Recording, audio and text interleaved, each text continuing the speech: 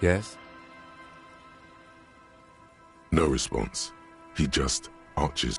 A moment passes. The lieutenant glances at the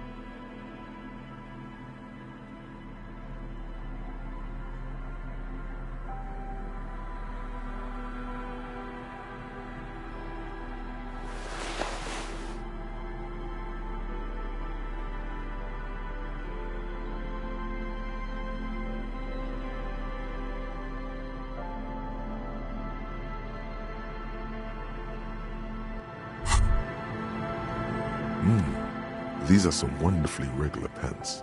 Not too tight, not too loose, moderate in every sense. You'll blend right in at some pleasant dinner party.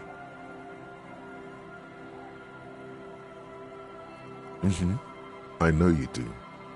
These inter-Isolari pants are like wearing a perfect compromise in your nether regions.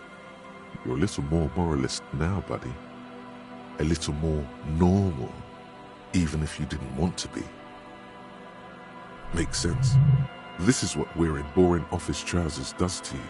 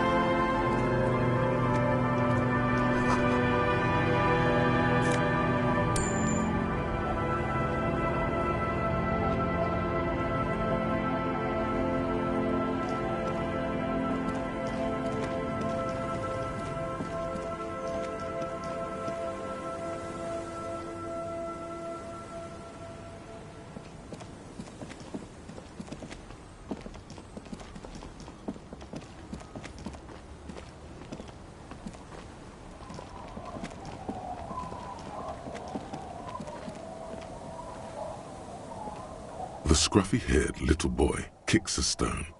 He can't be more than 5 years old. The other one looks indistinguishable from him. He watches his brother kick the stone with his tongue lolling out of his mouth. The kids don't reply, absorbed in their little game. The stone-kicking one becomes frantic all of a sudden, as if that's something to be scared of. The obvious fact that you just stated.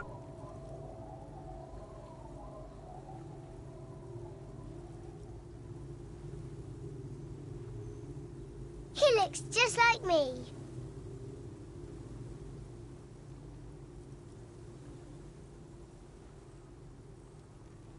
The boy doesn't answer. His brother throws another rock. Both of their hair is covered in some kind of dirt.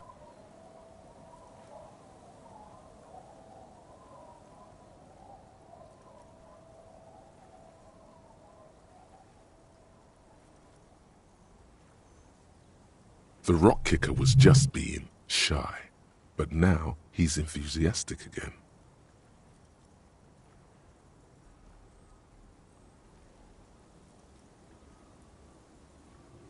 You're bad with kids.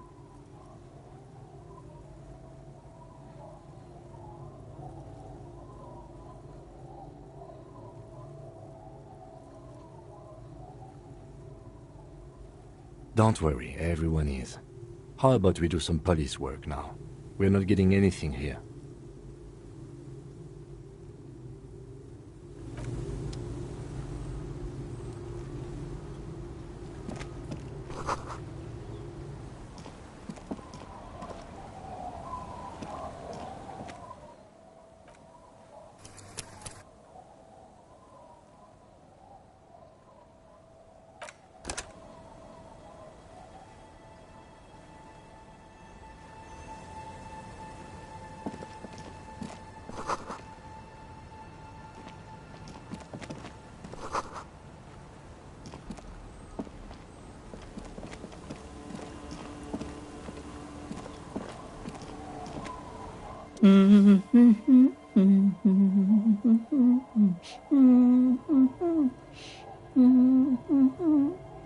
You're not sure about the melody, but it might be South Samaran, possibly Sigayan, also known as the apricot suzerainty.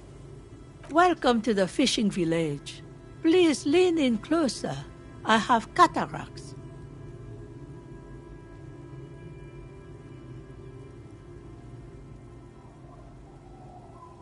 I still have a golden ear. Come, come.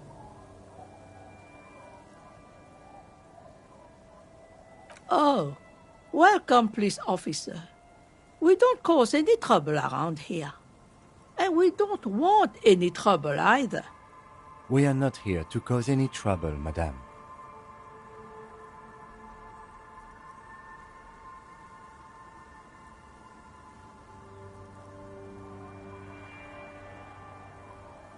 Oh, of course. Last time we saw you around here was 12 years ago. You also came to take care of trouble then. Wish you did. But still, in Martinez, you're considered an ill omen.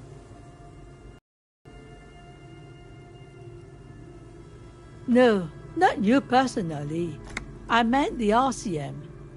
Some of the men got into a fight. One of them killed another. Locked himself in that woodshed over there. He was brooding, needed some help opening the door. You got it open for him and took him to think about what he'd done in a more secluded place, somewhere more quiet. She says it as if he was on some kind of spiritual retreat.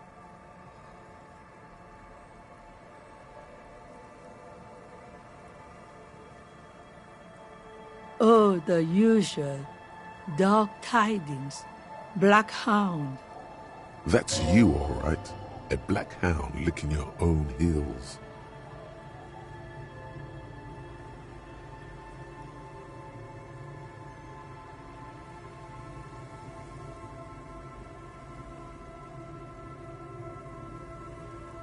You're not. No one around here considers us an ill omen. People would have told us. Maybe they are afraid. Because you're an ill omen. But you're still welcome here. As long as men with guns aren't chasing you. And maybe even then.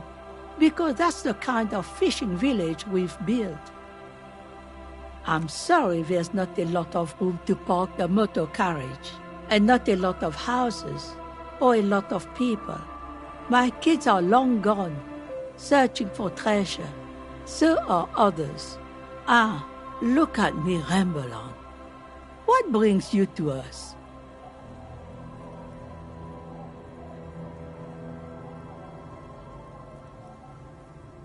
Stay?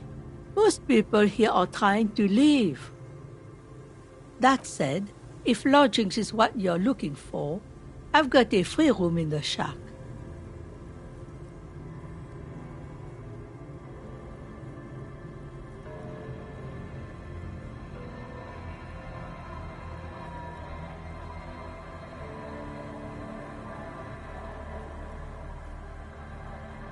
I won't charge you for it.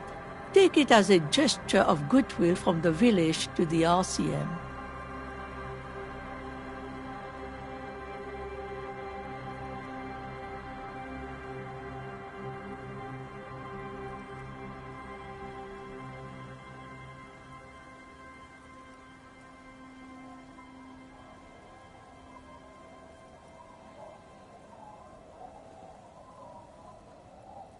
Don't make an old woman regret opening her house to the police.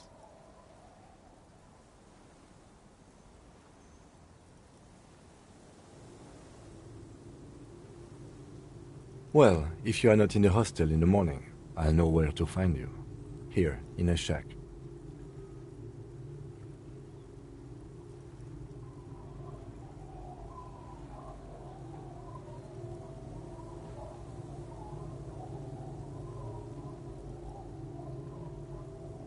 Just us. It's barely a village anymore. We almost don't exist. This is pretty much a non-place. A gap, a blank spot on the map, just a cluster of nameless shacks on a nameless street.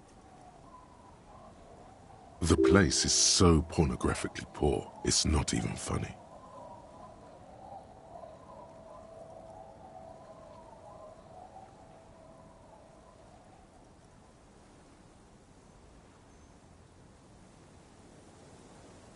Well, there's Lillian and her kids. A few new folks live in the house to the east, but they're away right now. And then there's the drunks. Not a pretty sight, but there's little we can do about it. Home is home, even for them.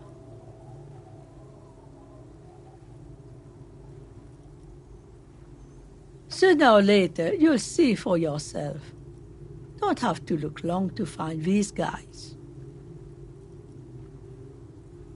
Here, for you? No, officer. The only money we have here is some coins the drunks tried hiding from their women and then forgot about. Under carts, boats, in little boxes. It's not hard to find.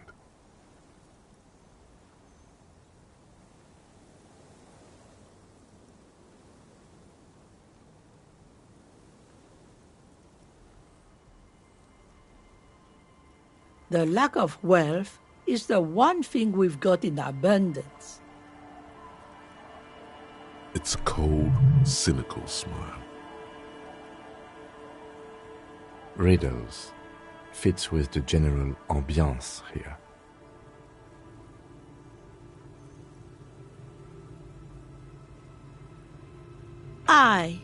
Sometimes it's as though I'm also gotten lost inside this nameless nothing.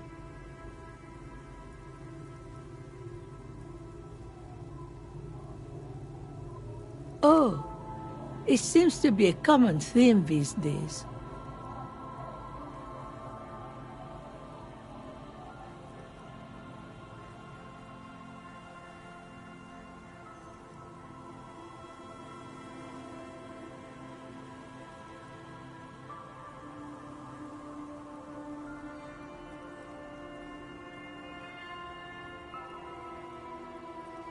Isn't that what people always think when they are lost?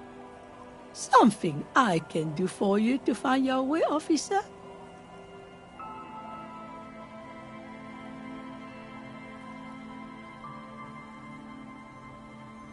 Over there, you can find more of the same. Shacks and trees growing wild. That's the pox.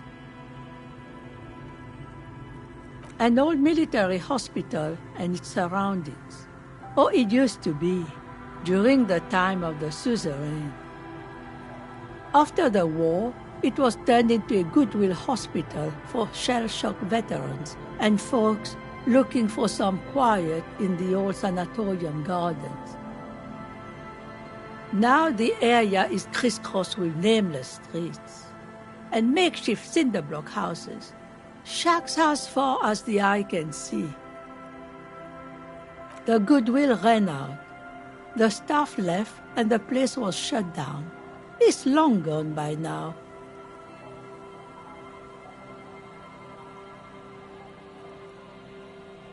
She nods, rinsing another piece of cloth. Not much. There's the abandoned church, the DeLorean Church of Humanity. It's been there since before my time, even. Some things just don't fly, officer. Look around. Who'd go to church here? They built it 300 years ago. Must have been nicer then. So, they don't hold services there anymore? The ecclesiastes? No, we've tried, but things just keep happening. Crime, accidents, other things. The place never stays open. It's a pity. It used to be such a nice church. Before you get to the church, there's some ruins, an apartment complex, or some kind of electrical plant. Run-down bunch of houses, empty.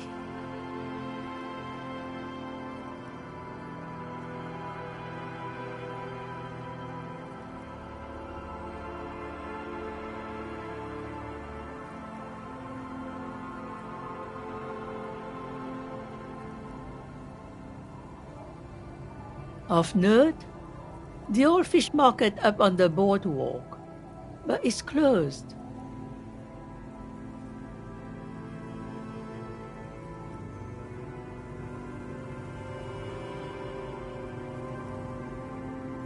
No one. That's why it's closed. It was once a bustling place, back when I was young, and so was everyone else. Now, what catch we do bring in goes straight into a lorry for the Delta or somewhere else.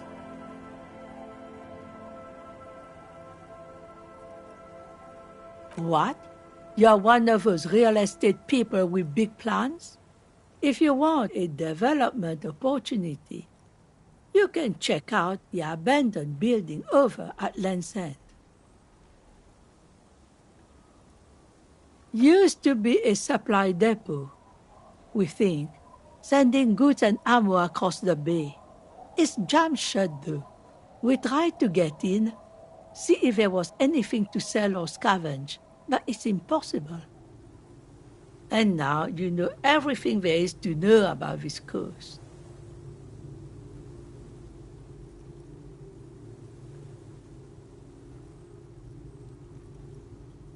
Me? No one. Just an old washerwoman.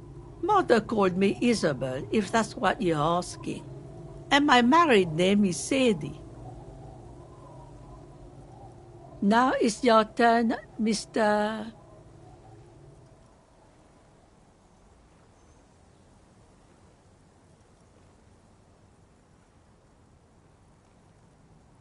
Quite a handle you got there. So many titles. One of them double.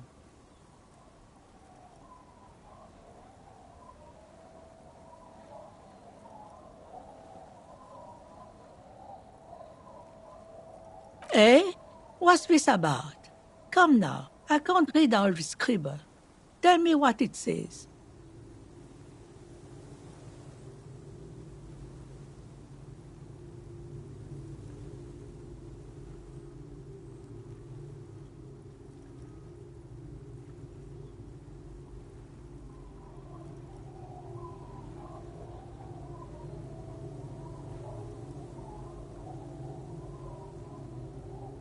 A deal with who? It's the Border Union, isn't it?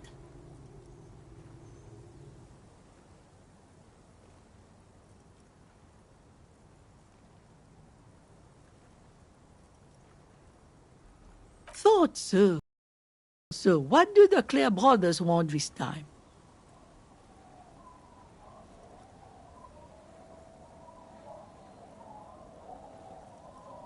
Huh. I might be half blind, but it looks like part of the village is gonna be a street. The best part. The part we need to get out of our houses. Have you asked Lillian about this? I won't even consider signing till I know she's on board.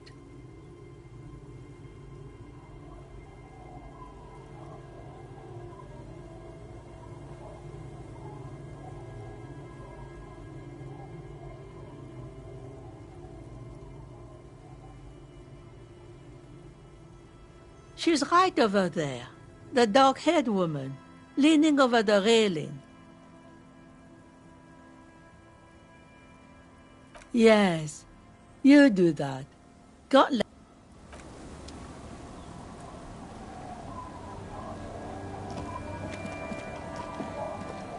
The door has seen better days.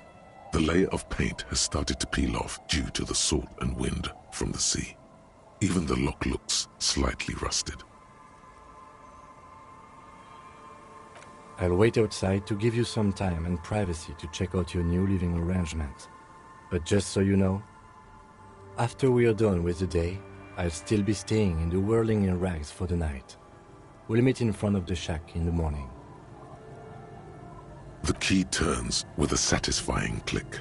You can enter the shack now.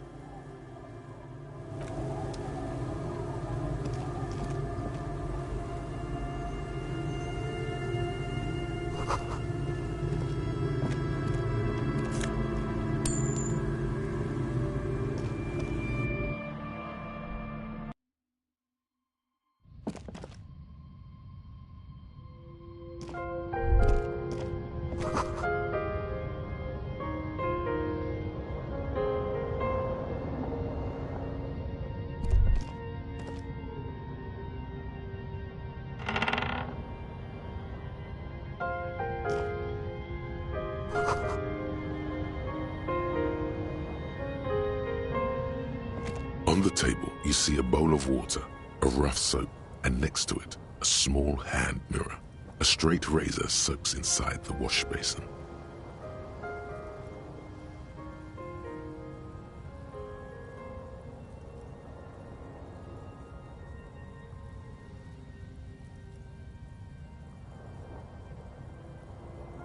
The water reflects back a vague image of your face.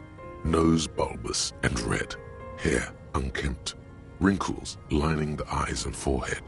The stash is gigantic.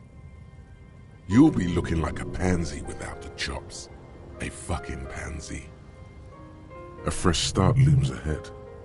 Clean yourself up and be born anew.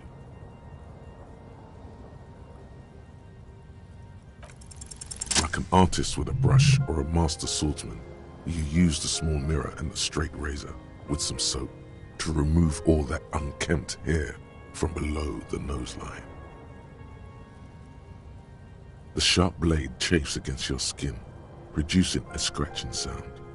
The surface underneath the beard feels tender, the air brushing against it chilly.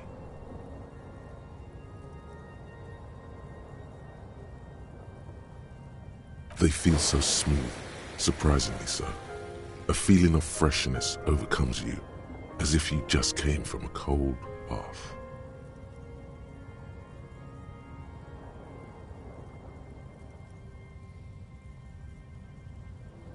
The water reflects back a vague image of your clean-shaven face. Despite the bulbous nose, unkempt hair, and persistent swelling, you look a little younger, maybe.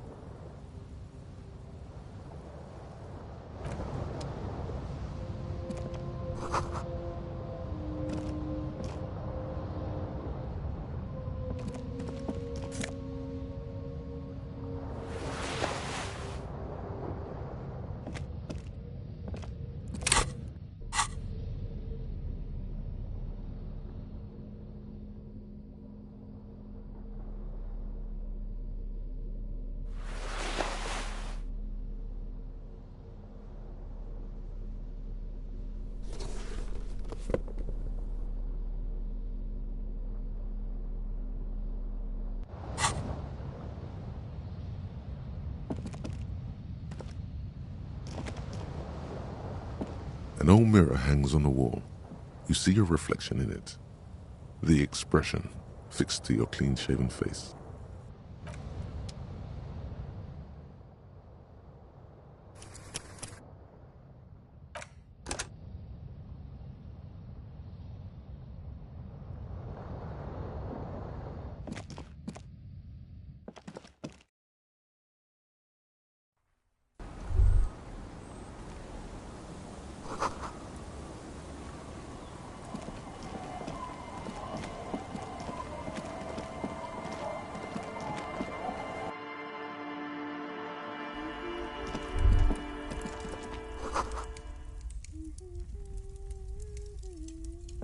Hello, mister.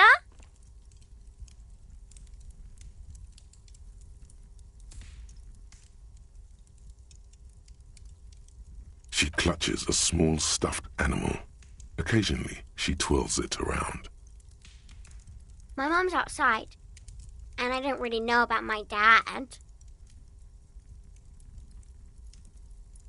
Yes. They don't want to play with me. They're older and play outside. They look the same. Sometimes I can't tell them apart. They look identical.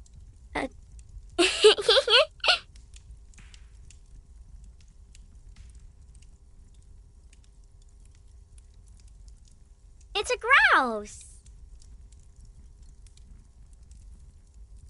You might be able to get on Gart's good side if you replace the broken scooter you almost certainly broke.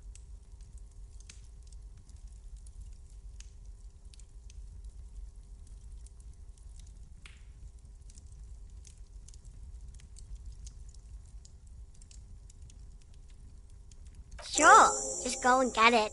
I don't like it anyway. It looks angry. All right, you just need to grab it from the ceiling and go.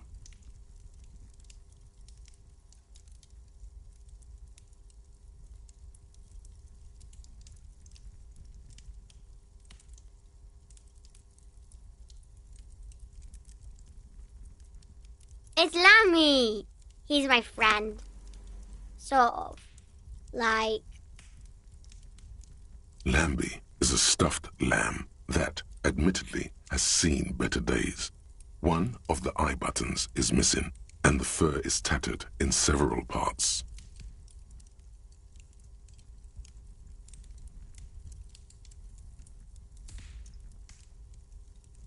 Lammy usually doesn't like strangers. But you're also fuzzy, like Lammy. Bye!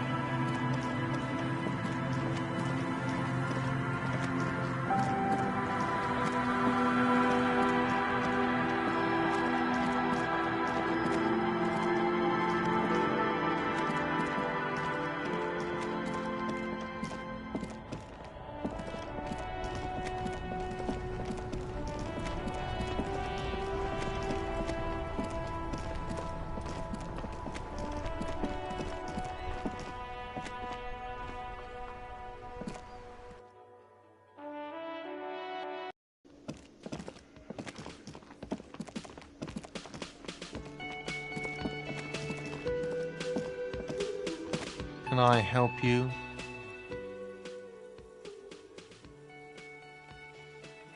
What is this thing?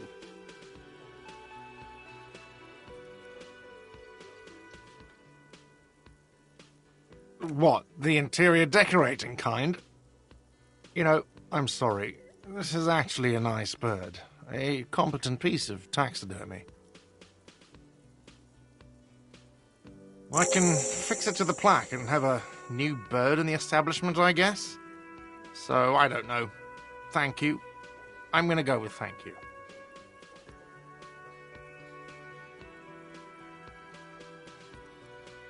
This was mostly about the fucking cardio.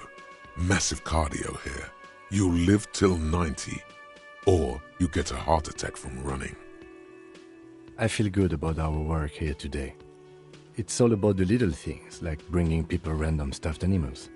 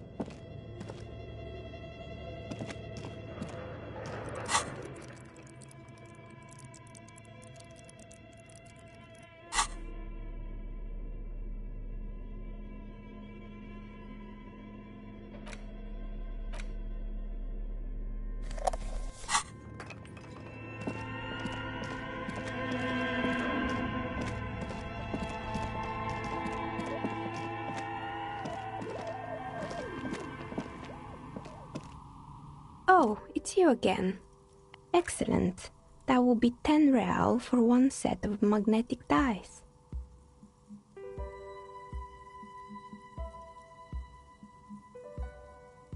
This was an especially fun set to make.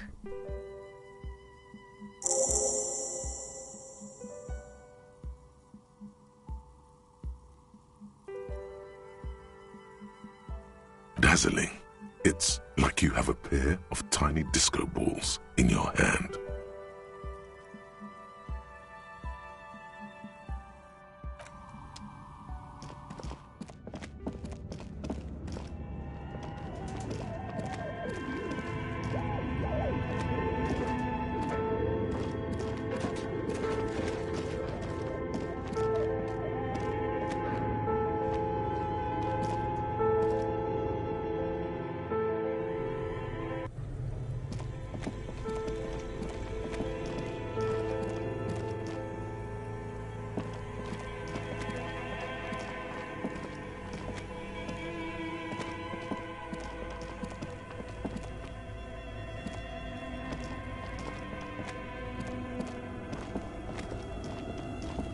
A few bricks have fallen off.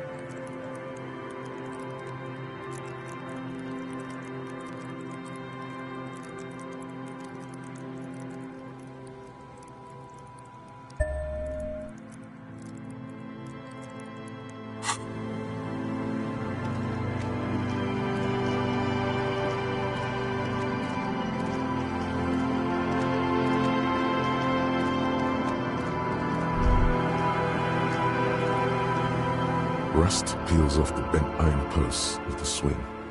The wind whistles through the skeleton of the small house behind you. There's In this yard? He's assessing the situation. How long ago was it abandoned? Someone thought they could have a summer house in a bloc obscur, for cheap. It didn't work out. They abandoned it about a decade ago. A black bloc, a part of the city left unrenovated after the war, or one that has fallen to gang violence, or has become inhospitable in some other way. On aerial photos, block obscures look like dark squares, hence their name. Practically, it's not an official term in any way, but look around. No sewage, broken power lines, crime, drunks. Life is tough in the blocks. It's no place to build a summer house.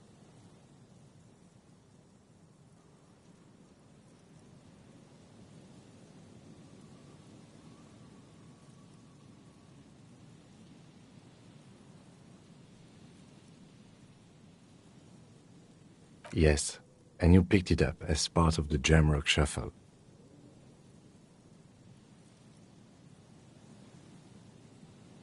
It's not meant as nagging, just an observation. We should move. I don't think we will solve the murder with forays into the urban hinterland, at least in this phase of the investigation.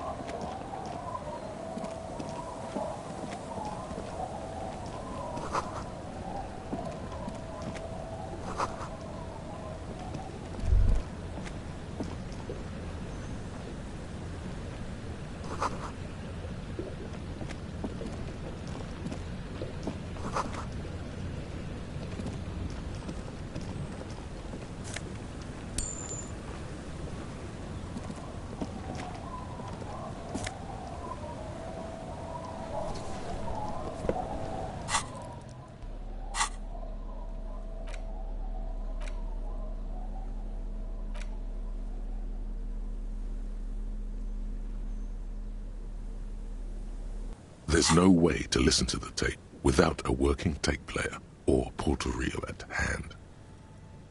But even just holding the tape makes you feel a little sad. A pawn shop would have a tape player.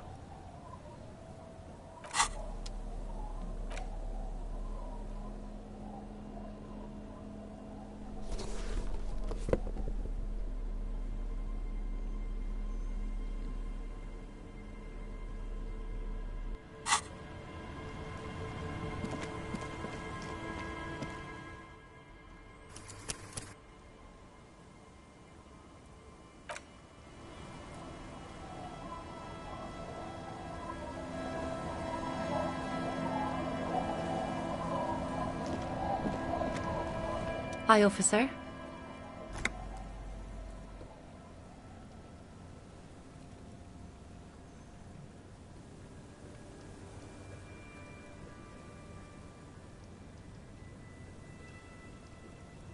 Anything I can help with?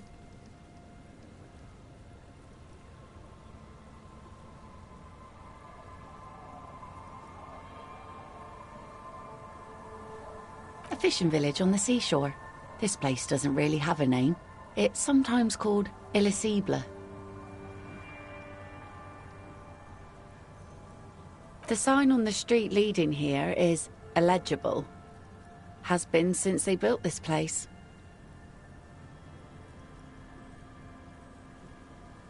The name is Lillian. People call me Netpicker. I think I have time for questions, and that was actually the second one. Indeed, you're always confused as to your whereabouts. Ask her about the cool sword. Helps to break the ice.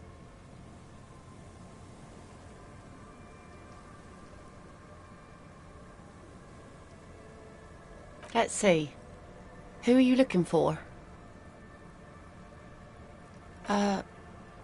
I don't think I know what these are.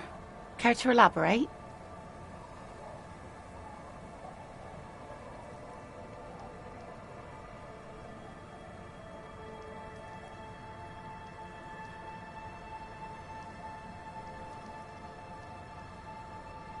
Aha! Like snowmen. Two odd guys have been wandering around here, nose in sand, talking nonsense about snowmen and the like.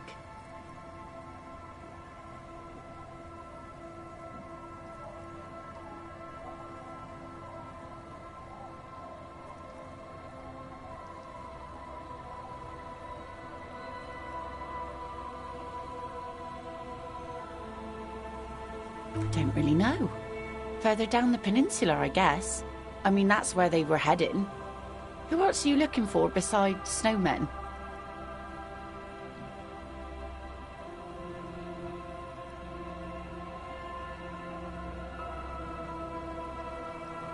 Yeah, I'm not really looking for that anymore. Not much into the middle class ones either. Could do with some landed gentry, but apparently they don't make those anymore. Wish I could help you with that, but I haven't seen your working class husband. Maybe I can help you find someone else. Well, how can I assist you then, officer?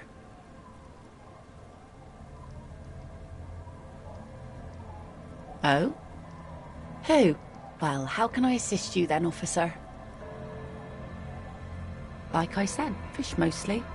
Sail the waves, take care of the kids, pick nets. Right now I'm tarring a little skiff.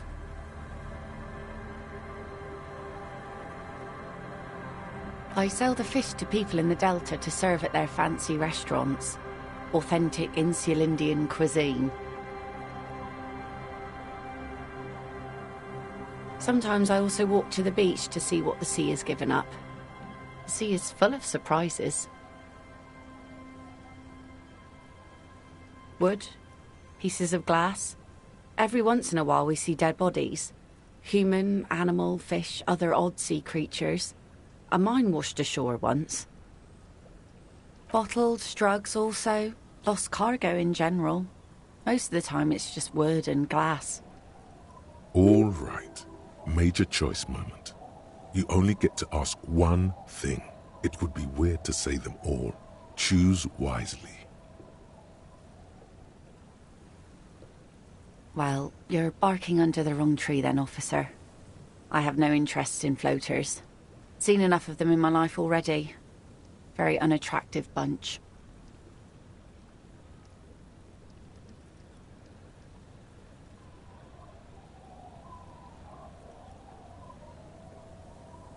Sure is. The sun, I call her, coated with a fresh layer of tar just yesterday. It'll take some time for it to dry, assuming the sunny days continue.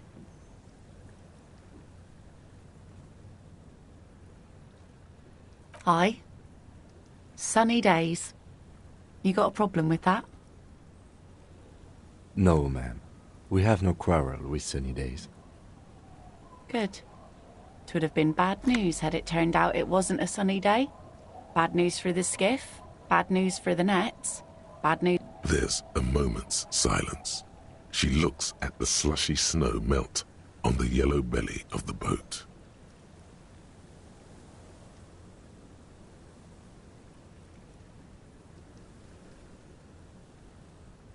In time, when the sea turns and the winds settle, she will be ready.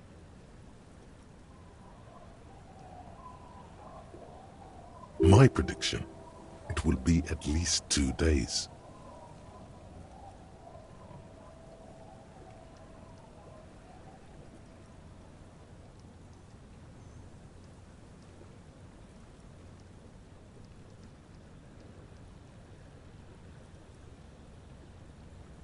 Unfortunately, the factory sold this one with a 3-year warranty instead of story.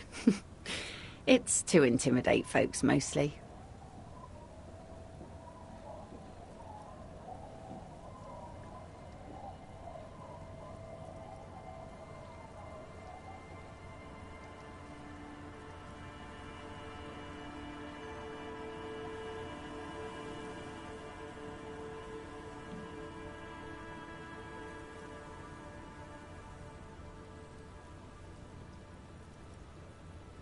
Not really. I know some basic moves, and I know it sure as hell beats a knife when you're in a tough spot. But not when you're in a tight spot.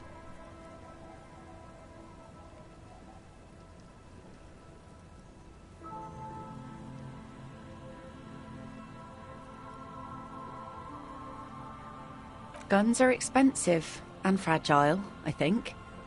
Besides, I got kids. Can't have guns around them, and sometimes a sharp blade is enough to keep folks at bay. From time to time, people need a lesson in respect. That's just the way it is. Back in the day, I caught the eyes of many men. And believe me, men need a lesson in manners from time to time.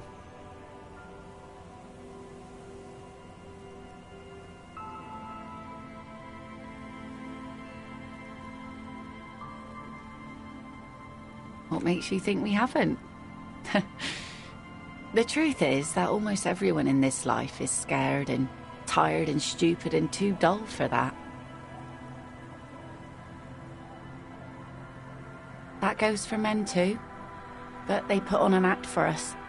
Pretend like everything's good and living in shit doesn't bother them. Like anyone falls for that. That does not go for real men. It does not go for you. Show her. Show her the wonder. Coach means the expression.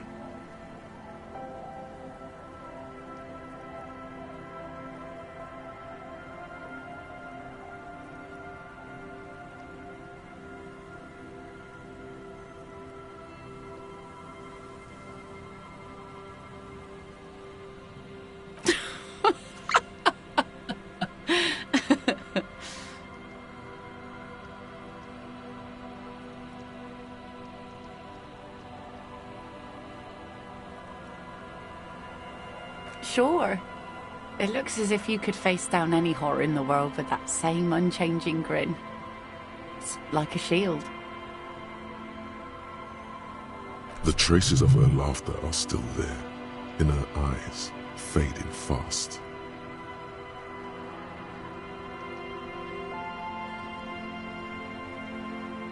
No, I'm afraid not. Tempting to confiscate the blade I used to keep these animals in check. It would put me in an early grave.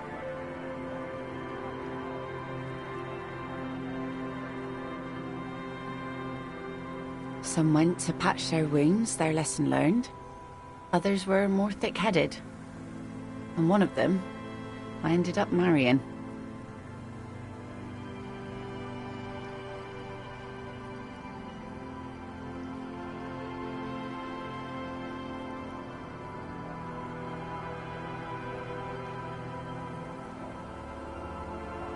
Guess I enjoyed the way he bled. If it is, then why the melancholy? Gone.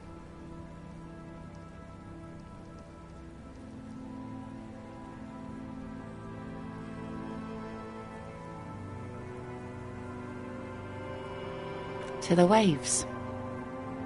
The sea took him. It was a long time ago.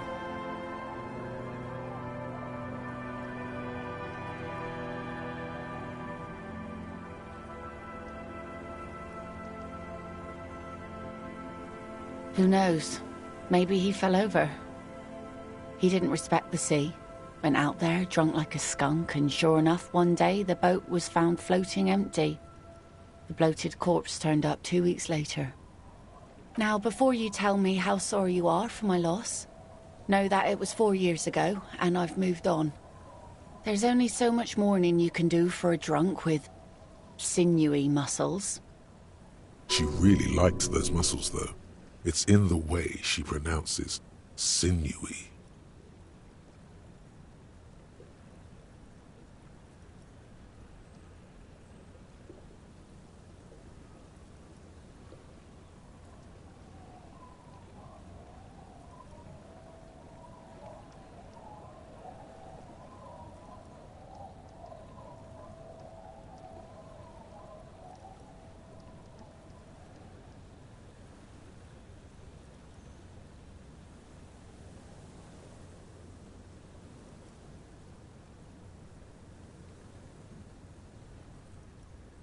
Us working folk don't have the luxury to be bedsick with melancholy.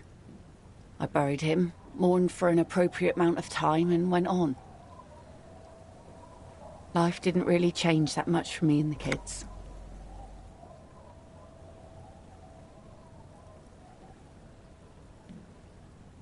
This is neither a touchy nor a very interesting topic for her. She looks like she's ready to go on a date with another, better, drunk. Ask her. Both of you could need some action.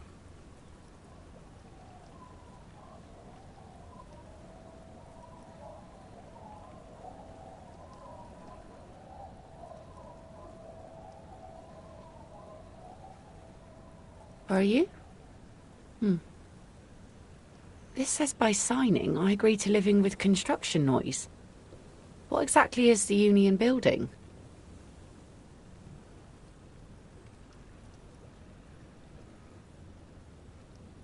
What a nice idea. Wouldn't have thought that...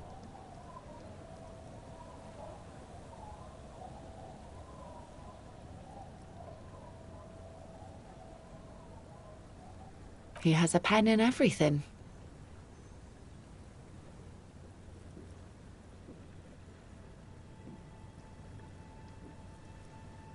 Here you go.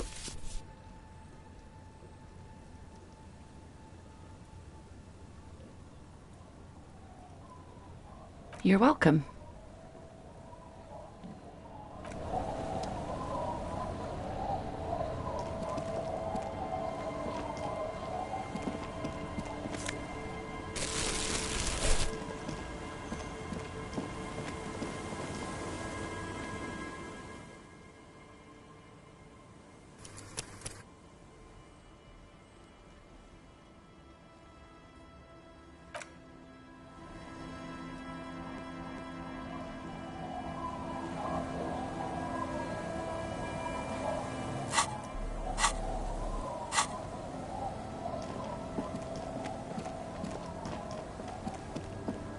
Our tenant, the policeman. I hope the waves don't keep you up at night. What can I help you with? Lillian should let her sword make her decisions. The girl just doesn't have the head for it. Either way, I won't sigh.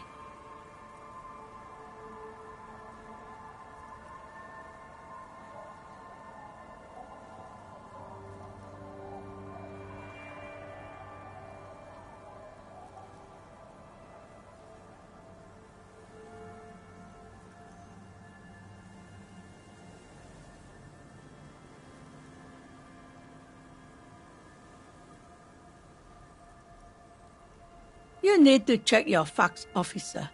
I said no such thing.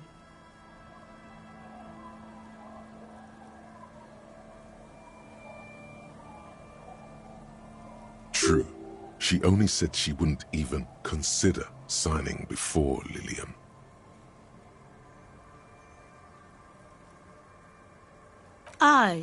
Lillian's not the only one who's too trusting. I've seen it all before. You think they've got our interests at heart? Rich men are always selling poor men promises they never plan to keep.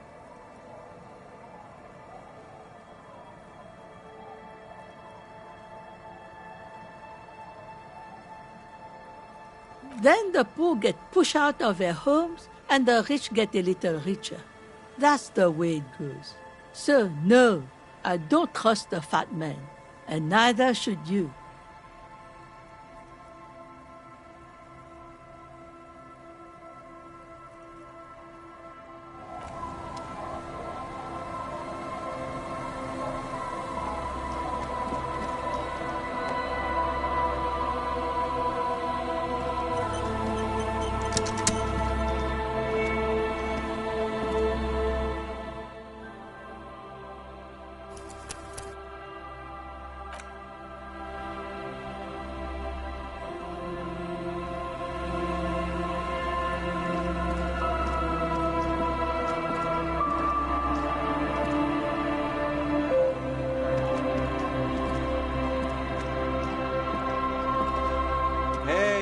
tequila!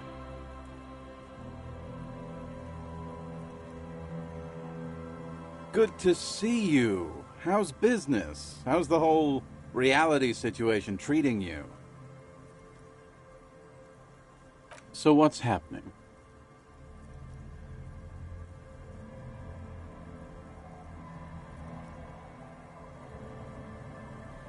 Yeah, Tequila Sunset.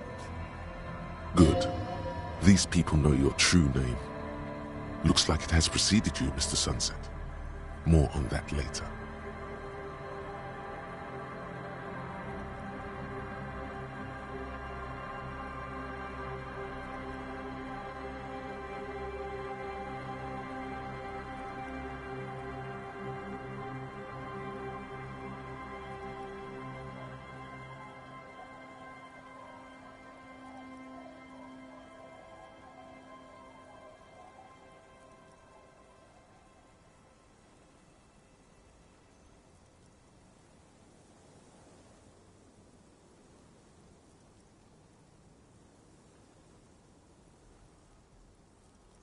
It's good to hear that you're on top of things. Talking about used to, did you know that I used to be a real mover and shaker? Sadly, things aren't going that well in Idiot Doom Spiral Land. Haven't found those keys yet, haven't won that great piece of ass back. No word from my business buddies.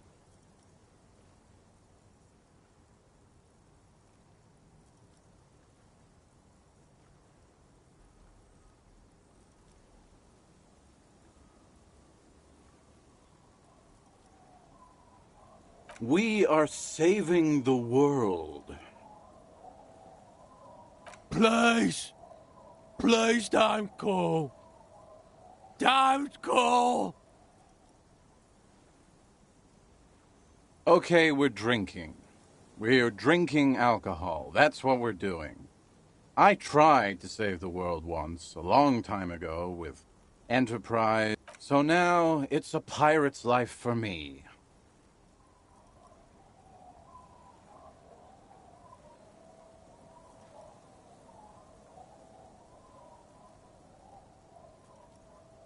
It's you. You're Tequila Sunset.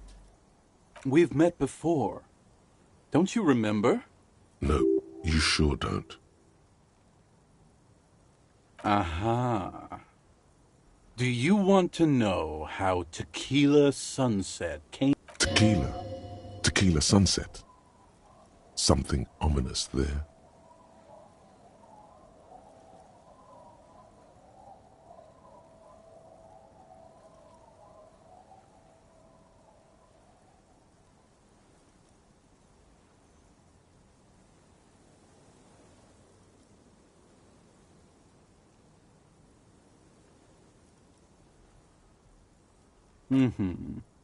Let me take a sip to moisten up my chords. Tequila Sunset rolled into Martinez last Friday, and by Tequila Sunset, I mean you. The man, the myth.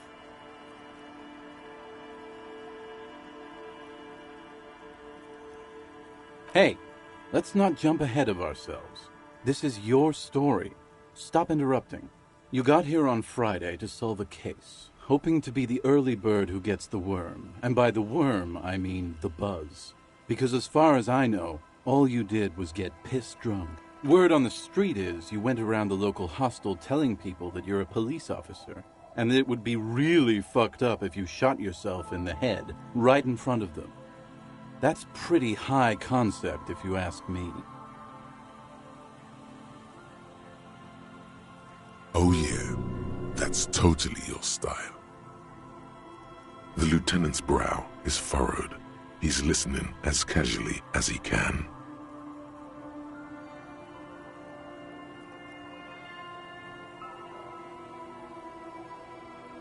It was a late Saturday night when we, the Union of Moribund Alcoholics, were getting our drink on. Nothing remarkable about this, we get our drink on 24/7. Makes everything warm and glowy. I trust you know the feeling. One moment we hear the sound of a motor carriage revving up somewhere on the plaza, followed by a series of dings and bangs. Do you remember the sound of wood cracking? The billboard? Naturally, loud noises pique the interest of anybody owning a pair of ears. That's just the reality we're in.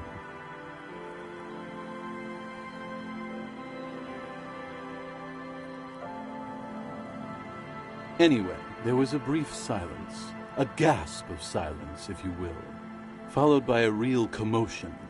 We heard the carriage careening towards the coast at top speed. Sounded like someone jumped the canal.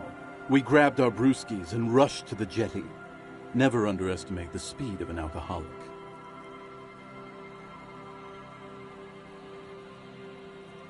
What we saw was a sight to behold. A beat-up police carriage containing you. Right there on the beach, you revved the engine and screamed at the top of your lungs, "The time hath come!" So, naturally, being the curious cat I am, I asked what time hath come, to which you replied, "The time hath come for tequila sunset, the end of all things!"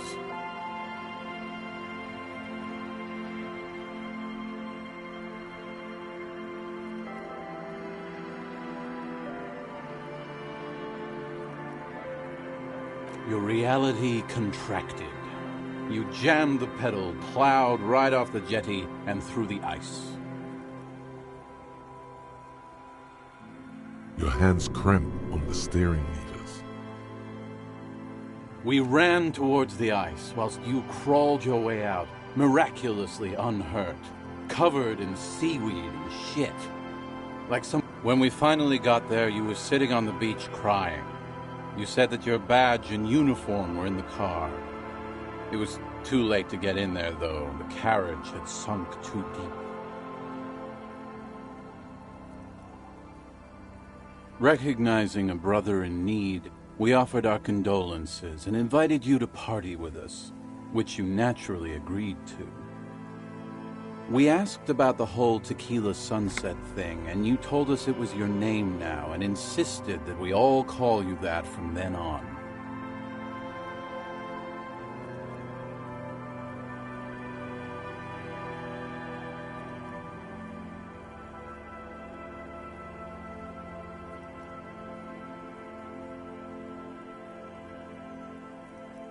I'm not sure. I think you were the event. Tequila sunset. You know, as opposed to a tequila sunrise, which is long gone. No, that's just what your mother called you. Your real name is Tequila Sunset. Just embrace it, brother. Ours. It was an all-night drink-a-thon. Then, at some point, I think it was Sunday morning, you got belligerent. How they're beautiful and also whores and so on. How one of them fucked you real bad. After a short while, you crossed the event horizon, looked sullen, got up, and left without saying anything. Wow, that's quite a story. Yeah, I bet Tequila's a fucking legend around the precinct. You must be proud to work with him. If you only knew.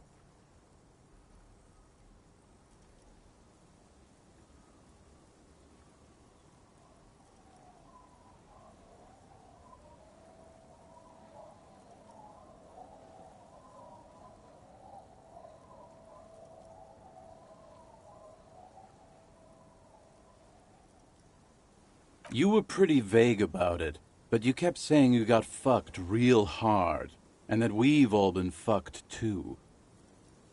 Please, don't open that door. No one's fucked me. I do the fucking around here. Abigail! It seemed pretty painful, to be honest with you. If I had to guess, I'd say you're still working through some shit.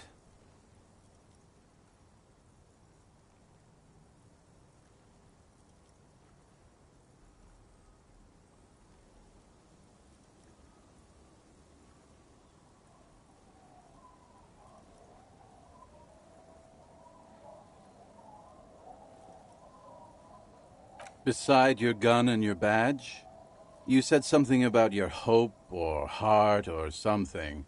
To be honest, the details are a little hazy. In retrospect, I guess you lost your motor carriage too? That's a big... You told us that they were a bunch of fucking losers whose main interest was cramping your style. No specifics, though. It was more about you. Yeah, you said it was no biggie and that you'd solve it in no time. And that you didn't need anyone to do it. You're doing it solo now. A lot of cops go solo and hermit once they reach that level of alcoholism. Yeah, you kept talking about how the coal mine owners were fucking us all over, just like that woman fucked you. I didn't agree with you, by the way. The spectral hand of the market makes sure everyone gets it. You kept calling yourself a goddamn superstar who'd cleared 501 cases. As you've already determined, the actual number is just over 200. But what's a little embellishment between friends? No thanks to the squares at the precinct, as you put it. It's a hard thing for a man to confront his past. That's why I avoid mine at all costs.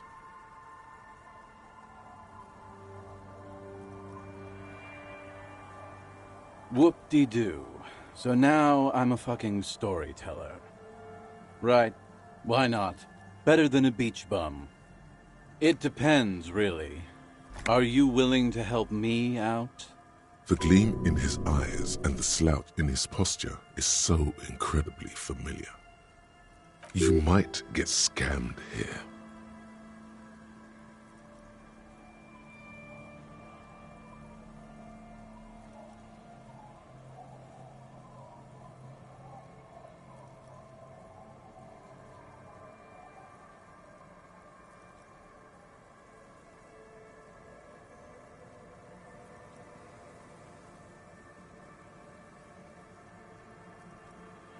No, the reality of the situation requires a rather modest contribution. A little motivational package.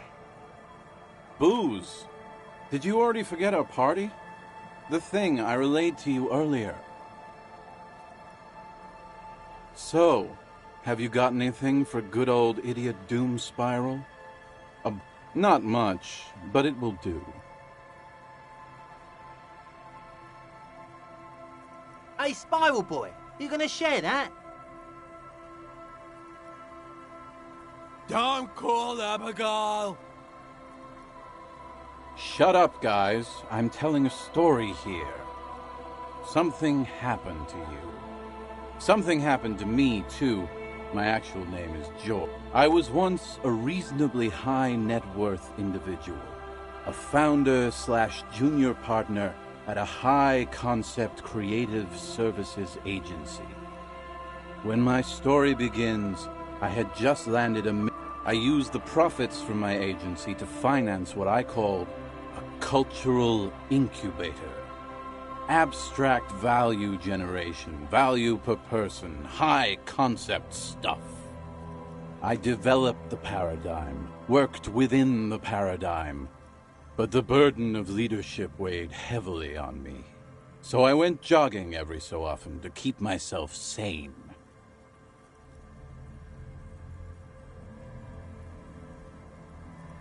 "22 full-time employees, an all-star team, a potentially historical set of individuals. Worrying about them often kept me up well into the morning hours. It did.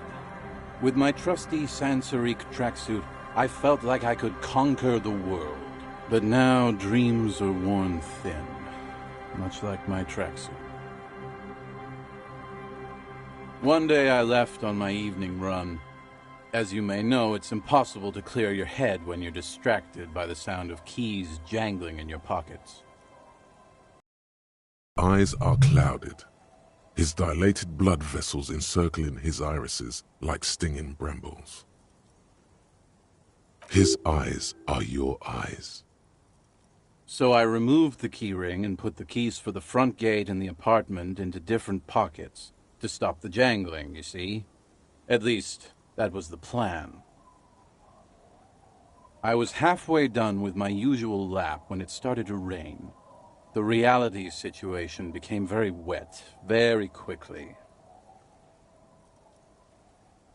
I made my way back home and discovered that I didn't have the key to the front gate. I'd mixed it up with the key to the letterbox, which was useless. Naturally, the situation required me to climb over the gate, which I did. There was no climbing down because I slipped and landed on my ass.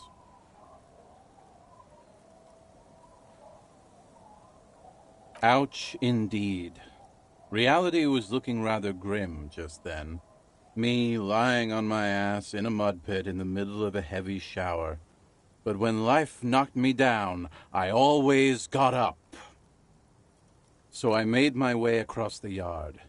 Standing in front of my apartment door, fumbling with my pockets, I realized that I'd also forgotten my apartment key.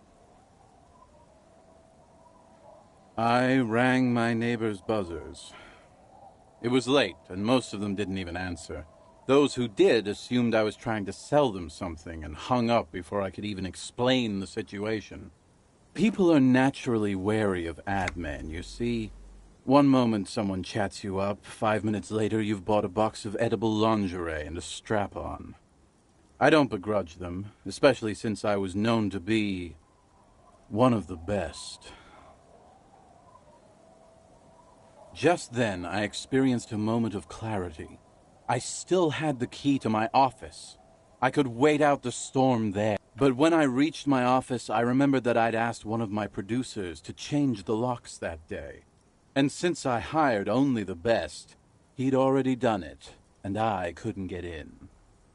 Anyway, long story short, life spiraled out of control. I haven't gotten into my apartment for years, and my girlfriend left me because she didn't want to date a homeless man. The company, well, you see where I'm going with this. So, now you've heard my tragic tale. What do you think?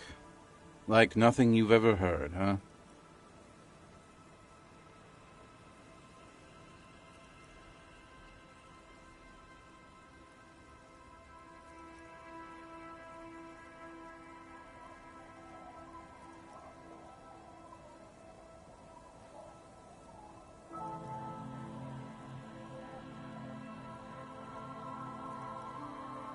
Tequila, I've thought about this series of events for a long time.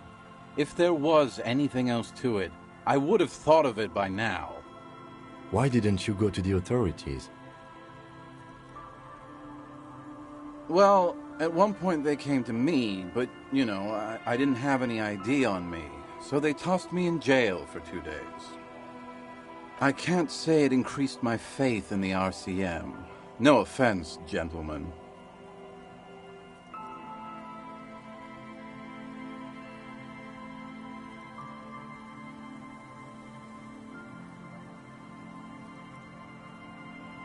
Yeah, maybe I've exaggerated certain parts over the years. When you tell a story too often, it begins to take on a life of its own.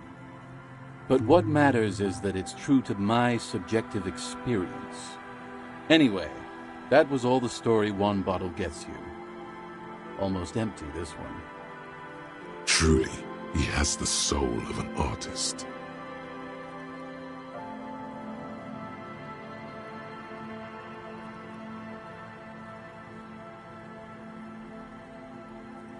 Good fucking question, Tequila.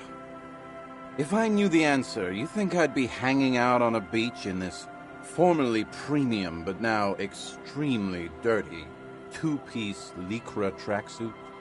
I used to own my reality situation. My business buddies and I had our own creative services agency. I had a nice apartment, an even nicer piece of ass. But somehow it all got away from me. Now I can't hang on to anything. Just last week I stole this nice new jacket, but then I lost it too. My agency, man. The Boom Boom Room. Our concept was combining high art with the lowest forms of marketing. The color red, breasts, and oil painting. I convinced my partners to reinvest some of our profits in an even more high-concept cultural incubator called Thin Air. The artists were happy, the clients were happy. I was financing a group of poets in East Revachol who were developing a new universal poetic language. But then it all went to shit.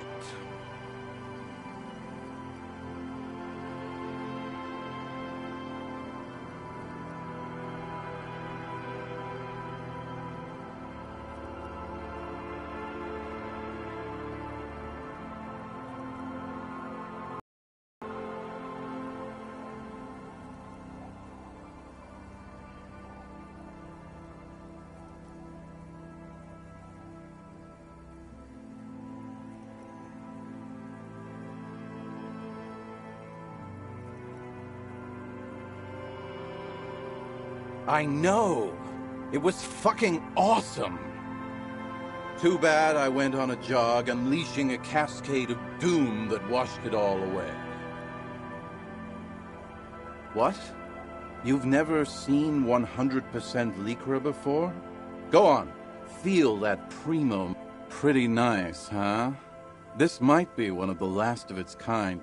Should probably be in a museum, honestly. Good God.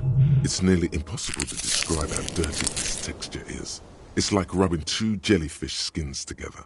You feel about 15% less human for having touched it.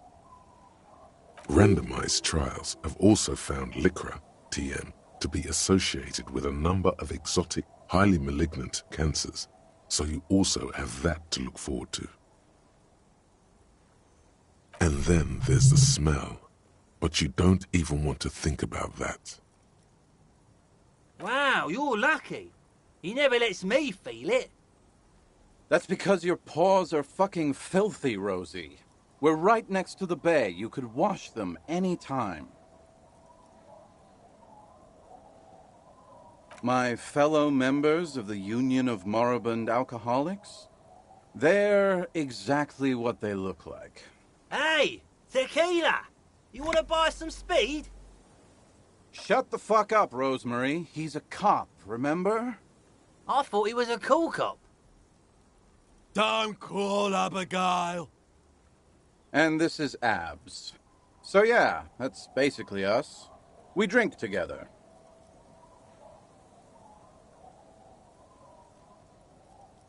Tequila, it's a verifiable tragedy. It was practically brand new. Sure, it didn't really go with my Lycra threads, but it did itch a lot less. Say, you're a detective, right? Maybe you can help old Doom Spiral out. Solve the case of the missing jacket. What do you say, Tequila?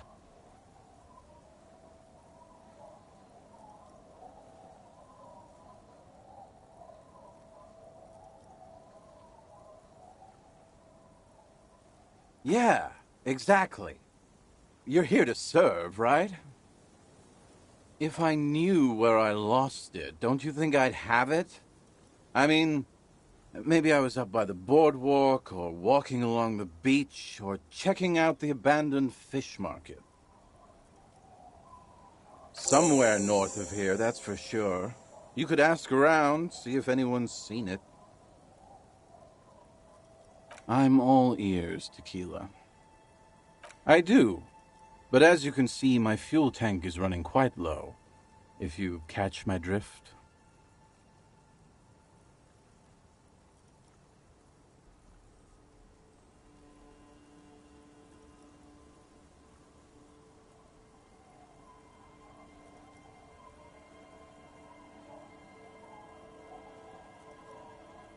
cottonmouth is keeping my tongue imprisoned. You too.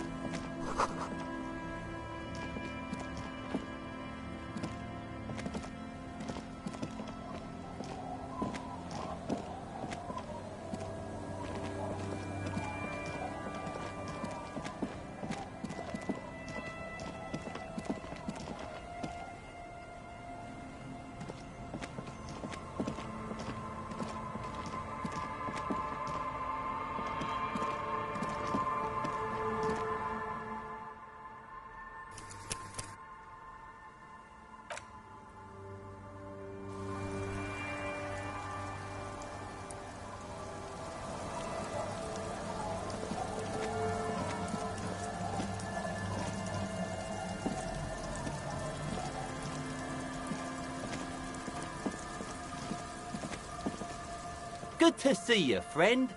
Do I have deals set up for you, buddy boy? So what do you want? I got smokes. They're cheap. Very cheap. I got Pilsner. Great deal. You won't get a better deal on that piss. Spirits I can let go for 300 real. I also have speed. And by speed, I mean amphetamine.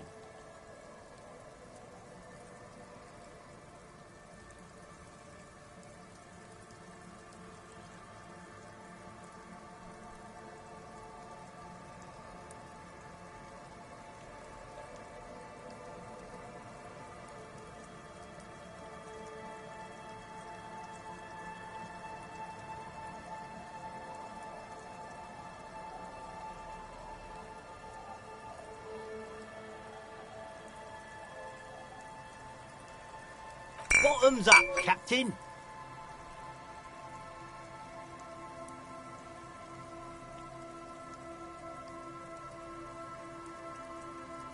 Oh, the system's been good to old Rosemary here, and I'm milking her like a bitch goat in the backyard. You see, friend, man makes his own luck, and I made mine real good. Got my hands on 3 bottles of liquor exquise. Bought cigarettes, bought beer, even bought a bit of speed. And look at me now. I've got everyone on my hook. The hook? Where is it? I can't see it.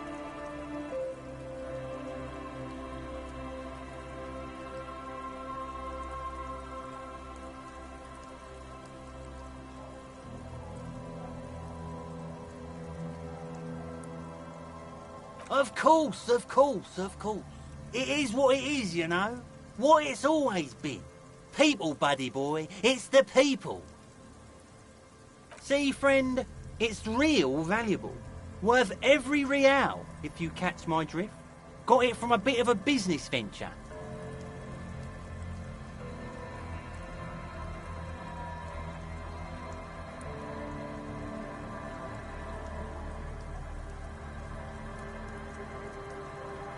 You know what's crazy, actually?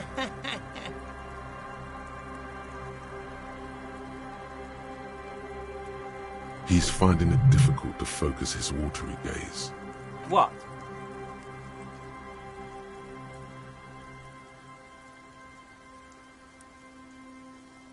This guy.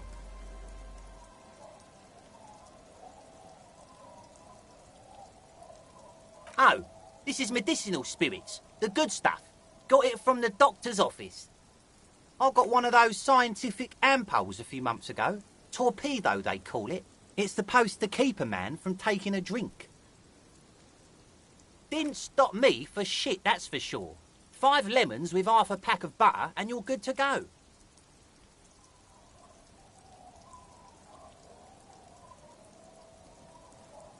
It really isn't. In a week, the goddamn kidneys started giving me all kinds of help. Finally, the missus took me to a private doctor's office. Not a charity, the real thing. Those arseholes charged me 4 real to remove the damn thing. But I came out on top after all.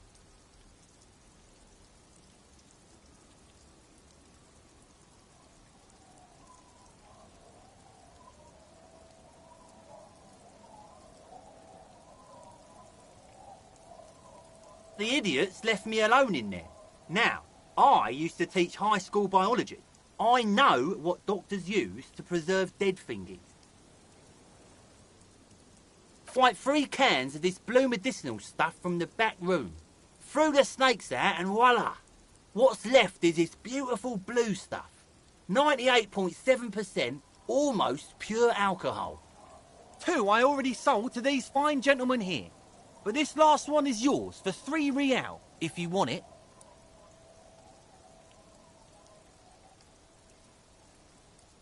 Don't say it.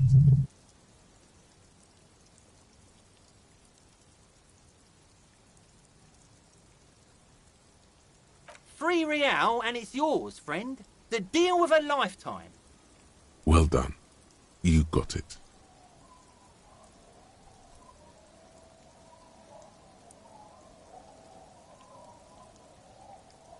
Just make sure to enjoy that one, friend.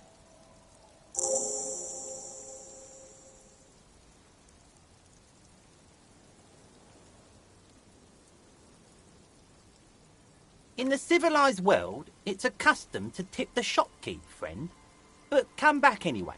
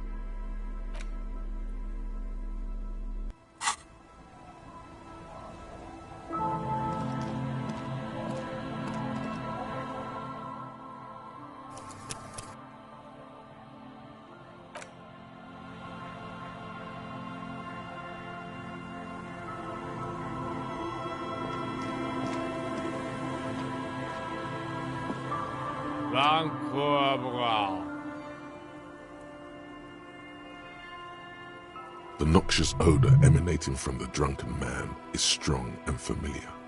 Don't you call her? Yeah! Don't call Abigail!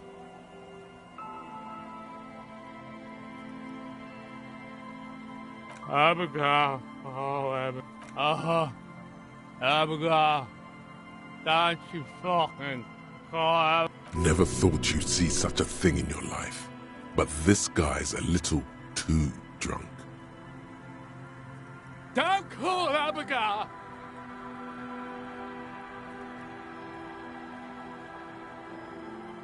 The man hiccups, then mumbles something. He snorts and beckons you to lean in closer. Don't call Abigail. Don't call Abigail.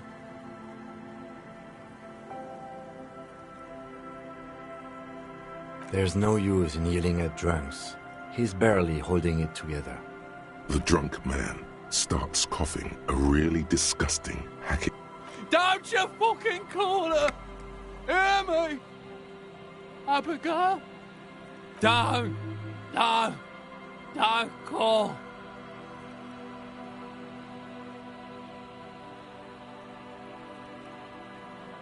There was little chance he'd be a reliable witness anyway.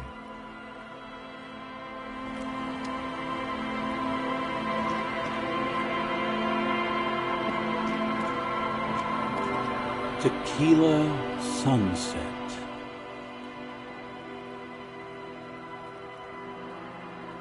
Of course. Drink first, story later. Not much, but it will do. The tale I'm about to tell you is an urban legend particular to Martinez. That said, I first heard it from a former bicycle courier in Coram. There are many variations on the basic story, and the details often conflict. What everyone agrees on is that nobody knows the exact nature or identity of the phenomenon. Are you telling the story of the headless... Shut the fuck up, Rosemary. Summer of 44. 17-year-old Gertrude Het is walking home from a late shift at the harbor. You got a smoke on you? If yeah, you should light up. Help set the scene. Our heroine finds herself enjoying the peace and quiet the canal provides.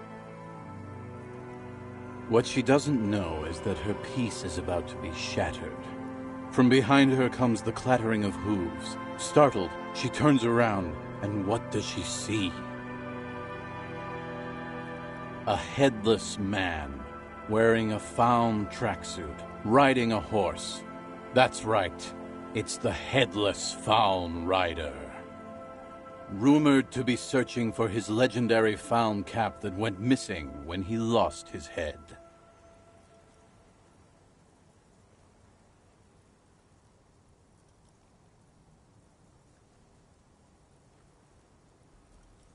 I thought that he rode a headless pig.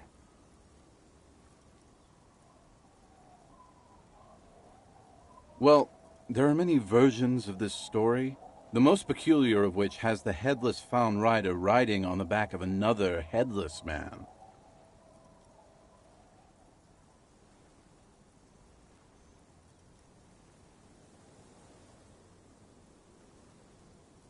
Yes. According to legend, young Gertrude Het had to endure years of psychotherapy before she was able to look at a horse or tracksuit again.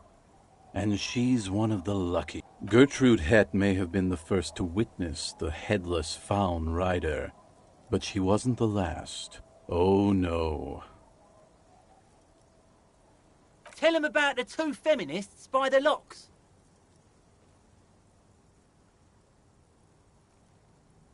Fuck, Rosemary, they were dating.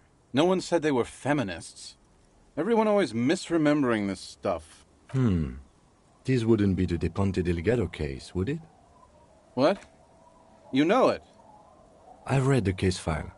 But please, go on. Right. Early autumn of 46. Ulla de Ponte and Eva Delgado are fishing near the waterlock long after the sun has set.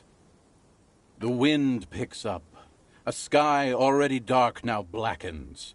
Water starts falling from above. The first cold rain of the season. The women are caught in the downpour. They act quickly. Eva gathers the rods whilst Ulla turns around to reach for the tackle box. Don't turn around. Don't turn around. When she sees something, her shriek is so violent that the residents of the nearby apartment building believe light. But there is no lightning. Only a heavy downpour and the silhouette of the Headless Fawn Rider. Ulla makes a run for the shore, but Eva slips on a wet rock and disappears into the cold, cold canal. With her body is never recovered.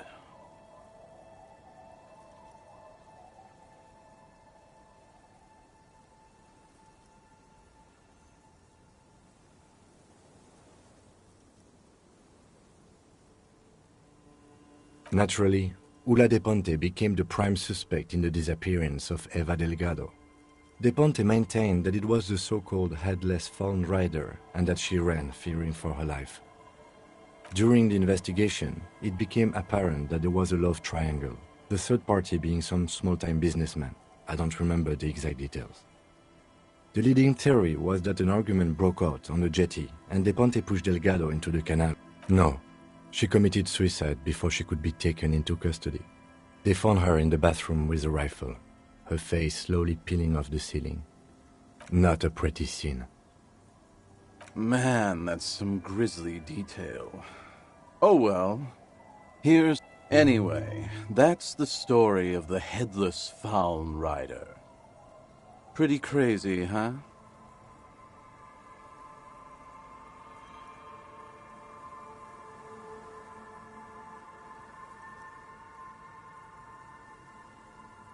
Well, Tequila, that's part of the legend.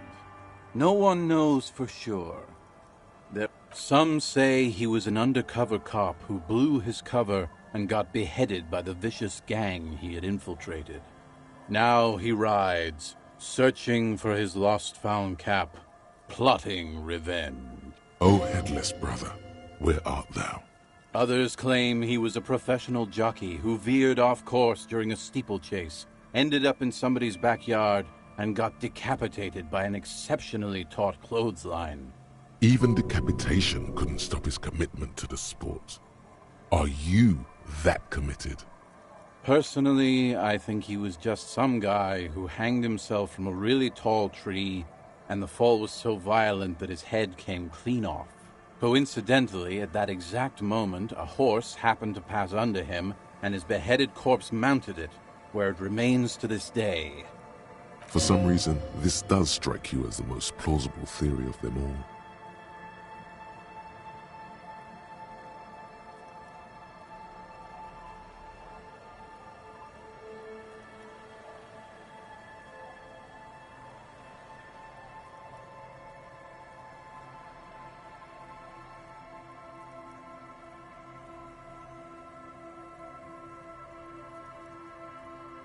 That would explain the tracksuit and his need for revenge.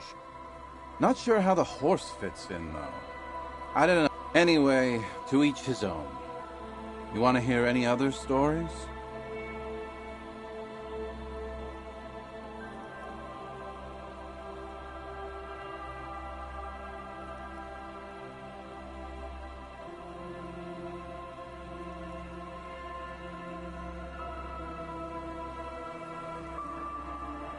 Hard to argue with that, I suppose. That's the reality situation for you. You think you got a handle on it, then blam! It throws some wild shit at you. That's why it's critical to stay well hydrated. Yeah?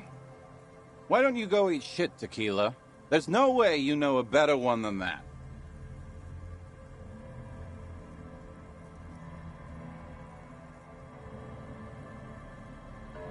I have to admit, that's pretty high concept. Still not as awesome as a headless rider in a found tracksuit, though. No one knows. Some say he stalks Martinez to this day, and can be seen near the canal when the clock strikes.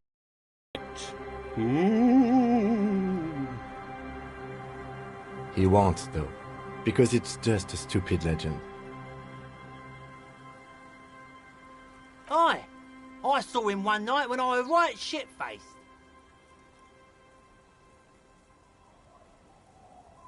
I actually do have one. The strangest of them all. But I'll need to fortify myself before I can tell. Do you have anything to fortify old Doom Spiral? Tell me you got some story juice.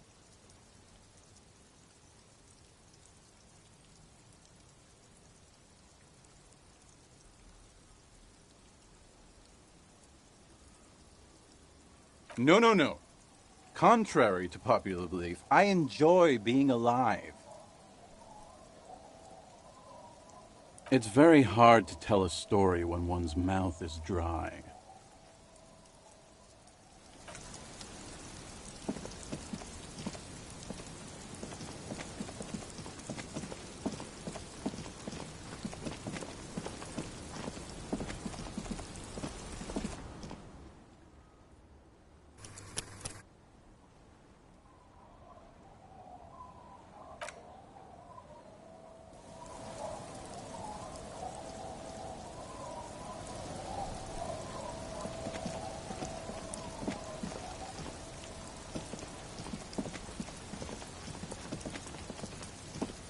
The worn and beaten wooden planks of the bench do not look overly comforting. We can sit on benches after we've solved the murder. Let's go. You can revisit the bench if you ever need to pass the time when Lieutenant Kitsuragi is gone.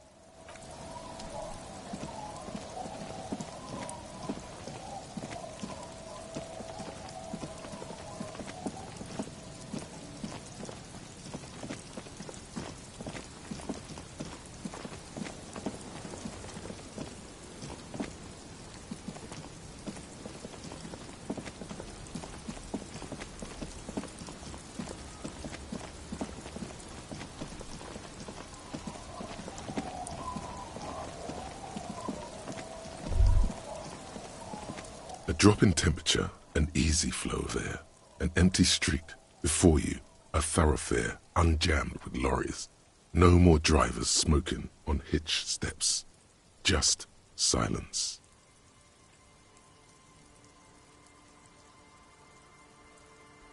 Chemically sweetened, across the road, a forgotten bus stop. Corrosion has opened a hole in its roof. An elm tree watches over the building. Its branches are dripping with rain and snow. The road is smooth and motley, craters filled with a black asphalt. The asphalt, first laid, is grey already. A row of tenements are under construction in the distance. A tub warm with water, white with soap. A man bathes while radio waves transmit the lottery numbers. 4, 18, 21, 4, 1. A modern washing machine rattles a drawer full of silverware. Number 312D. Young girls used to come here huddled up, hoping for more warmth than their thin coats give them. The bus took them to school. It has not run for 8 years. There were not enough girls to sustain its cost. Craters pocked the surface. Children played in them until heavy trucks full of black pitch rolled in. The landowners have filled the craters with money. It is a vital artery of the flow of trade. There's one bump on the road. A dead dog lies flat about 200 paces away, right at the turn. Tragedy comes from the wheels of a fast RCM vehicle, hurrying to work. The cold washes over you. The sound of the sea has grown distant. The wind moves the aerosol. A detective stands behind the boom barrier. A breeze moves a curl of his hair.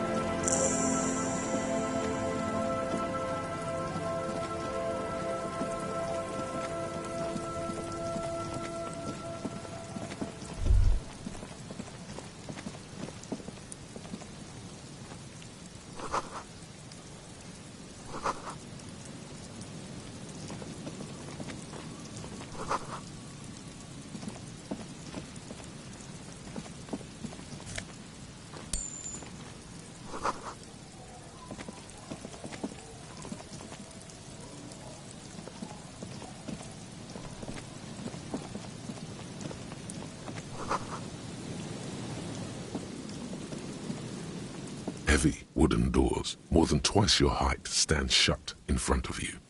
The rectangular sea-worn ornamentation appears in stark contrast to the padlock, carelessly drilled into the wood. The carving on the door is block-like and angular, like the church itself. Two large beams shoot downwards, sinking into the wood before they reach the threshold.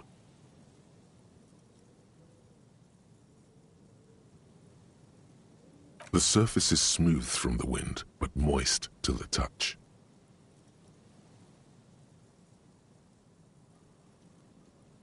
This cheap-looking padlock is sturdily built. It shackles together a hasp and a staple screwed into the wooden door. The lock is adorned with a yellow sticker. You see a yellow circle with two X's and a big curve below them that looks like a mouth. You're pretty sure you haven't seen it before, but what the symbol depicts is clear enough. A smiling dead guy. The curve makes it smile, and the X's make it. There is something blindingly modern about this symbol. Its modernness puts to shame everything you've seen before.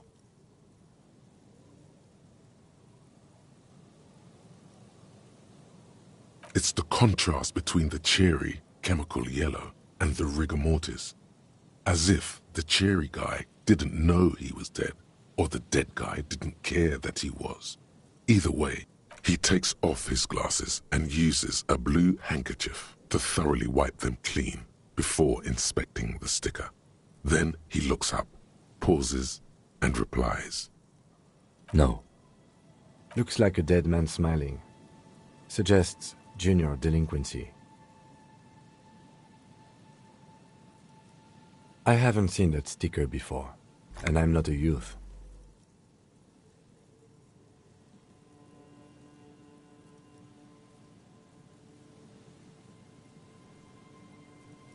That level of conceptual thinking is not part of my skill set. There's nothing like the sound of a sticker unpeeling. Now it's stuck to your thumb.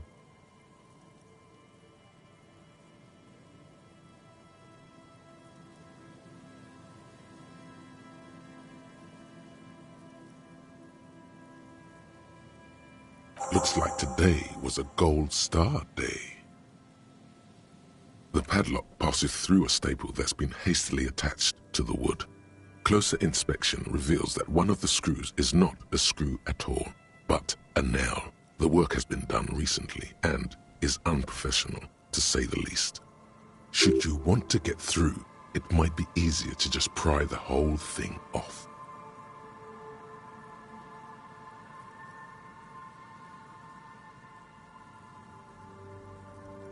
Maybe we should circle the building first and look for another way. The building has seen enough mistreatment. Yes, the pulsing base. A sure sign of junior delinquency, somewhere east of here. There's something on the sea ice there. Nothing happens. Oh, I don't think that's going to work.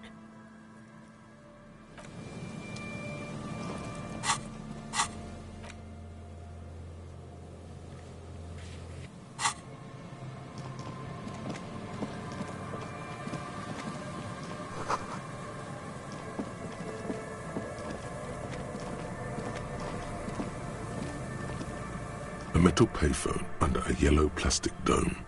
You could use it to call someone, unless you're out of change. You hear the tone. The machine is inoperable.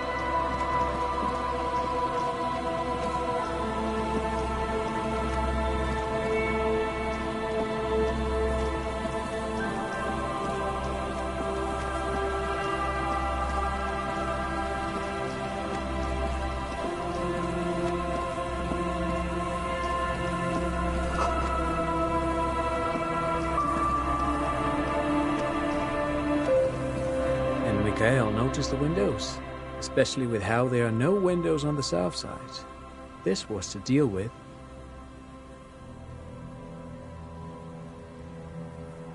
You officers, come to investigate the historic subtext of West Martinez? I'm Tran Heilostam. You must be Kim Kitsuragi, right? I was just telling my son about this building. Not a lot of people realize the historic significance here. Nice to meet you.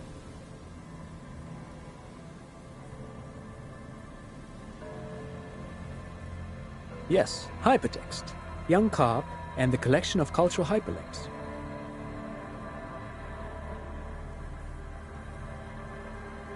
Oh yes, so Mikhail. They had to deal with monitor glare, especially in the summer.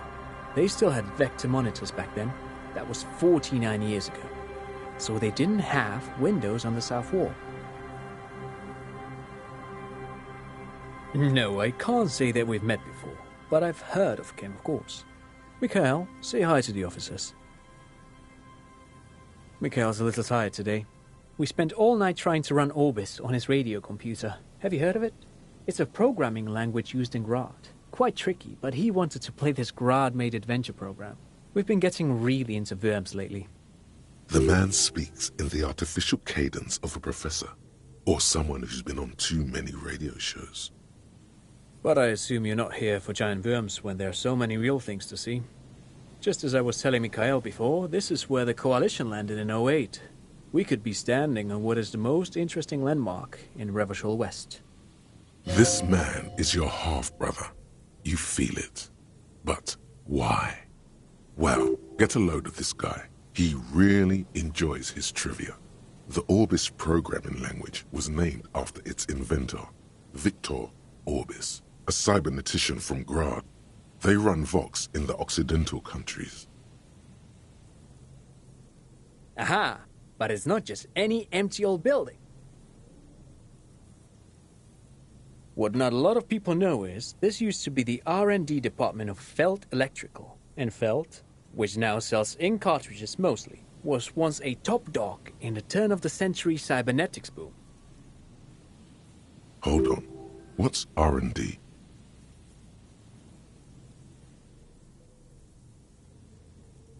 Apologies, it's an acronym for research and development. They don't use it anymore.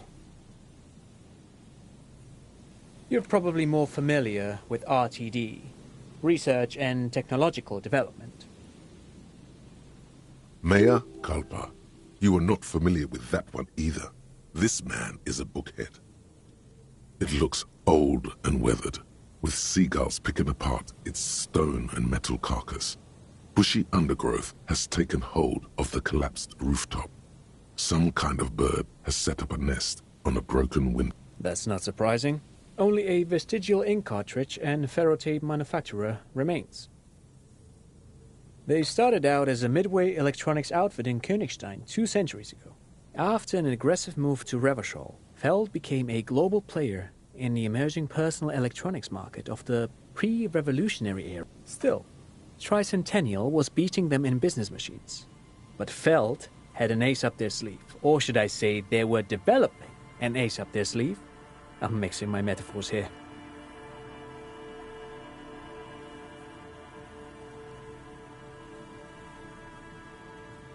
It was here in Martinez, possibly in this very building, that they developed prototypes for Aha! What not a lot of people... Hold on. What's R&D? That's not so... They started out... Still. It was here in Martinez, possibly in this very building, that they developed prototypes for a tape computer. An elegant folding mechanism of rollers and ferrotape ribbons, portable enough to be a take-it-home solution. Revolutionizing business machines, possibly even bring them to the average consumer. Which is a feat of engineering even today's giants, Rehm, ICN and ZAM, haven't achieved yet. Indeed. What? The revolution! Unfortunately, their moonshot project never made it to the market. To Revachol backfired. The revolutionary government liquefied their assets and expropriated those very advanced prototypes, possibly from this very building. All of this was built by Feld, even the boardwalk. While Pines built Martinez proper as a resort for their middle management, Feld built this side of town for R&D. Yes, they even built a pleasure wheel, but that got destroyed in the war. A pleasure wheel? Yes, to lure in their star engineers. This part of Martinez was nothing but reeds before Feld arrived. They had to make the prospect of living here attractive. It was supposed to become a global center for innovation in cybernetics. But history had other plans.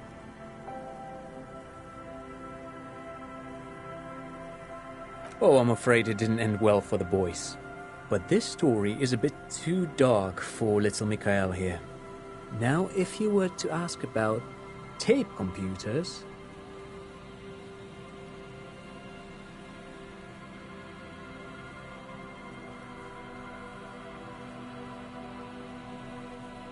They used them for military communications, but also to write and send out press releases, the most notorious example being Le Décret de Mars.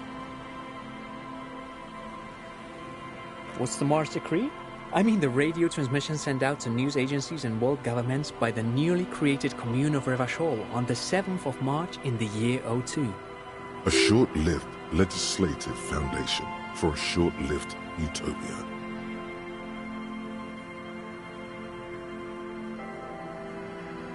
It's a beautiful piece of text, actually. A singer-songwriter I know, Charette, called it a love poem to Revachol on her political concept album, Bon Baiser dans le Lind. You should read it. Every local library in Revachol stocks a copy of the decree. I tried to get Mikhail to memorize it. Tried to. Someone was much too interested in worms to be paying any attention.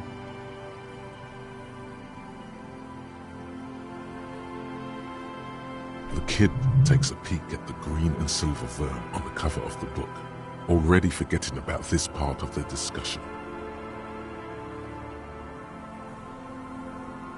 Actually, no one knows. No one even knows what a computer made entirely of tape would look like.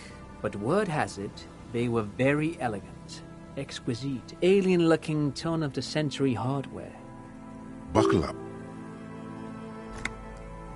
10 years ago, I did a little freelancing, I guess you could say. I was a special consultant for an exhibition at the Wompty Dumpty Dum Center in Vredefort, Oranje. It raised the same questions, and we had lengthy discussions with Paul Ockerman, who was head curator at the time. This was before the twins Keith and Guy Juice joined the team, trying to... Wait, did he just say Wompty Dumpty Dum Center? He did it. He said Wompty Dumpty Dum Center, like it's the most natural thing in the world. What the hell is a Wompty Dumpty Dum Center? And who the hell are Keith and Guy Juiced?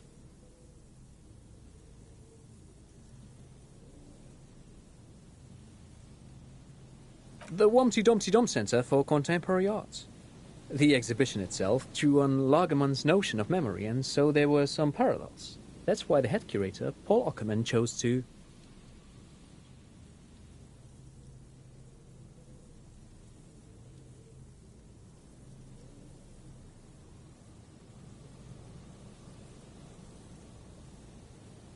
In fact, I'm not. The Wompty Dumpty Dum Center is a place you can visit if you're ever in Vredefort and are ever in the market for an exhibition space / contemporary art research center. But perhaps I should return to the tape computers. As I was saying, the device itself was very elegant, fragile even. One could write directly on the tape using a special chemical solution. The machine would then analyze the handwriting, perform operations, and project output onto a white screen. It was a beautiful, delicate thing. Made of black film and folding tape structures.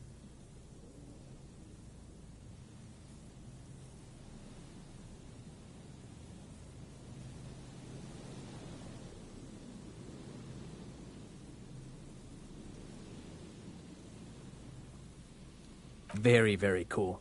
Though I understand the socio-economic causes of the revolution, it pains me to imagine the revolutionaries setting fire to this precious device. But so they did. The felt playback experiment vanished into the fires of '07.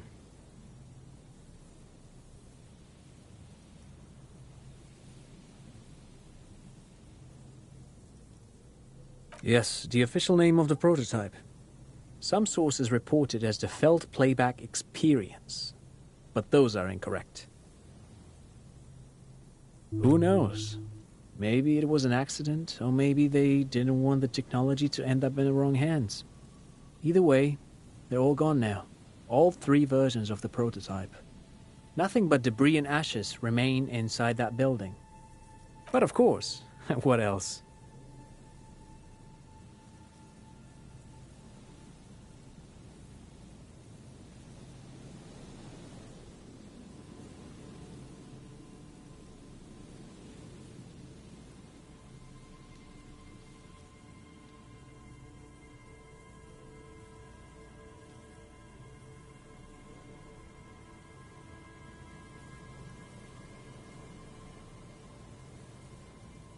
I do have some money, yes, but that's not what's really important here. He's not gonna give you money. What are you doing? Clearly you were just profiling.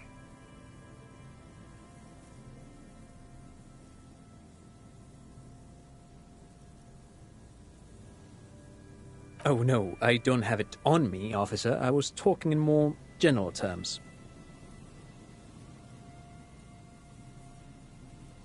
I'm just spending time with my kid here, showing him around the lesser-known parts of our hometown. It wouldn't be wise to carry huge amounts of cash on such expeditions.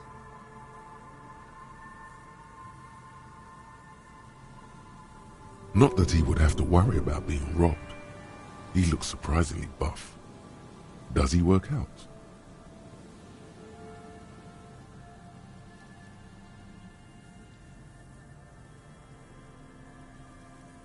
I do some Lomantang stick fighting now and then.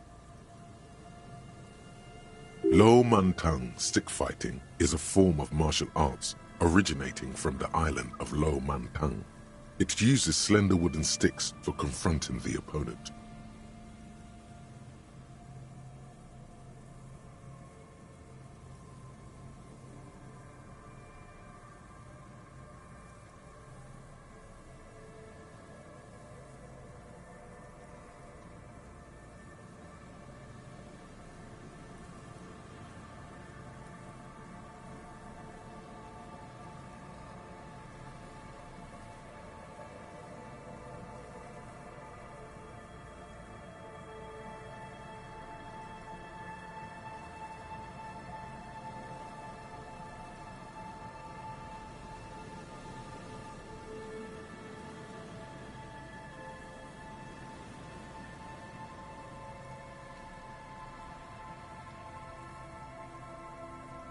Actually, a great many cultures have their own version of stick fighting, such as the sacred Mabolo tradition of the Harley people, the name deriving from the butterfruit tree traditionally used for crafting the long, slender sticks, whereas the sticks used in other cultures... You doze off as he paints you a comprehensive picture of the history of stick fighting among mankind, seasoning it with unexpected pop culture references. But anyway, I'm boring you with details again. You were saying?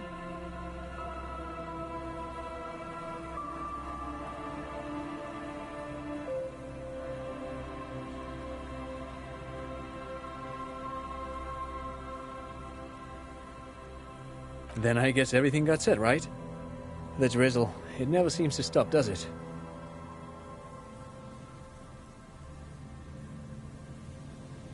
No, thanks to you for having me and little Mikael here to pick your brain. A very interesting conversation indeed.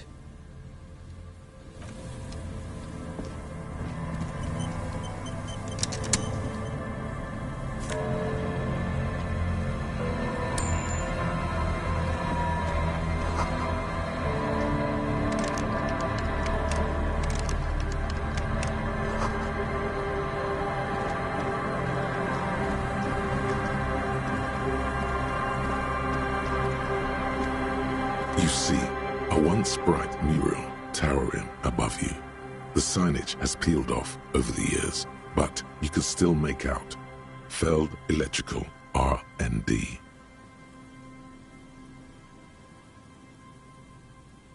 A slogan used to intertwine with the loops a long time ago.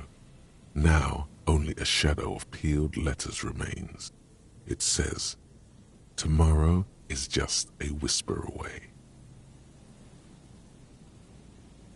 Looks like tomorrow never came.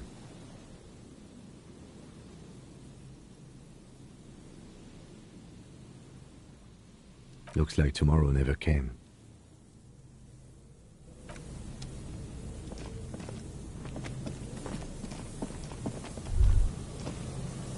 The remaining windows rattle from a strong gust of wind. They're covered in a thick layer of grime. They must have been like this for 40 years.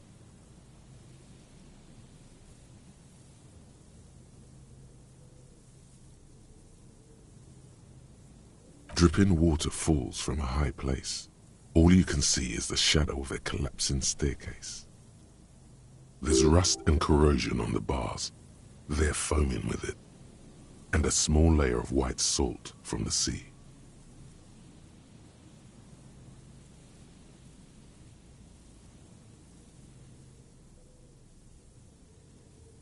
No, I won't even try. You know,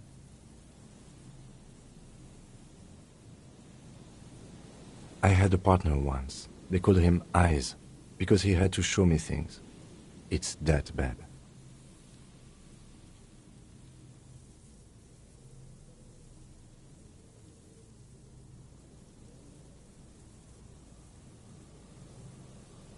Well enough, actually.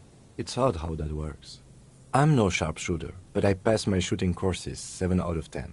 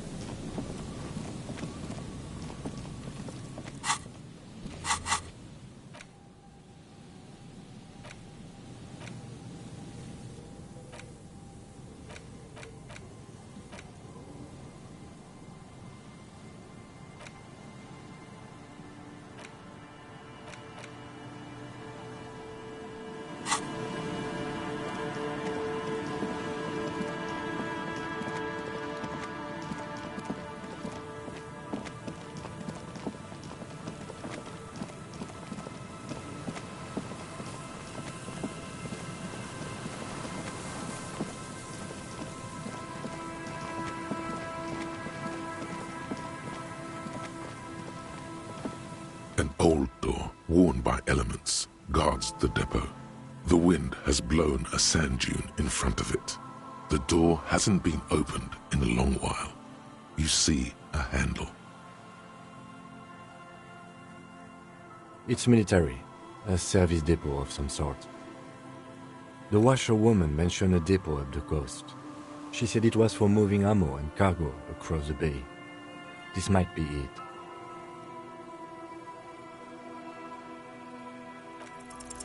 You rattle the handle a bit, then push on the door with all your weight. We don't get in there. Frankly, you're just going to have to accept the fact that you can't get in through every single door. No. We've gotten into every door thus far. That's what we do. We open doors. We're cops. That's our perk. Even Everard knew that's a part of our MO. Relax. No one's hiding in there. If we can't open it, others can't either. And thus they can't get in. At least you can think about opening it, about doors in general. They are, after all, fundamental to your life. Perhaps something useful will come from this. It's military, a service depot. The washerwoman mentioned a depot.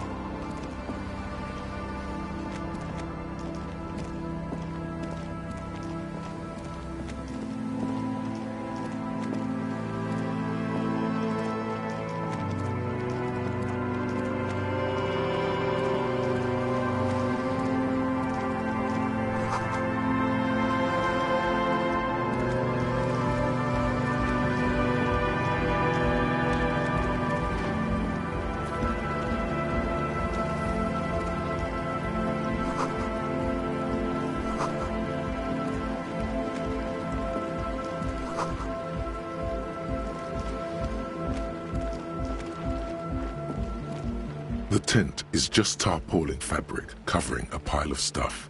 The flap is open. Inside, 3 young men, all in forward-looking apparel, reminiscent of the sticker on... Come on! Get in and close the flap behind you. The warm stuff's getting out. It's safe to assume this is their leader, or at least he thinks he is. Sorry, we barely have room for one. You go ahead. I'm too old for this. I'm actually not, he thinks. I just dislike delinquent. I'm sure you will feel right at home. I'll keep watch.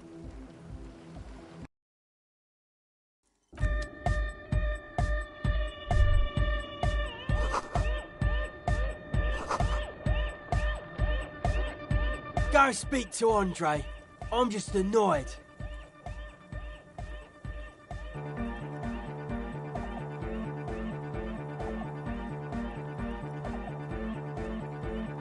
I suck at socialising, man. If you go speak to Andre, I'll have time to tune in, get a reading on your sign.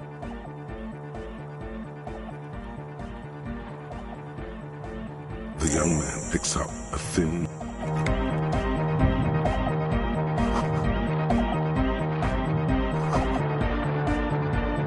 You see a youngish man bleaching the tips of his hair with a toothbrush. He puts the toothbrush down and extends his hand in greeting. Hello, I'm Andre. It's a pleasure to meet you. His grip is strong, sweaty, and warm. He's trying to project and inspire confidence. This is my posse, Noid. The young man with earrings looks at you suspiciously. And Egghead. Egg!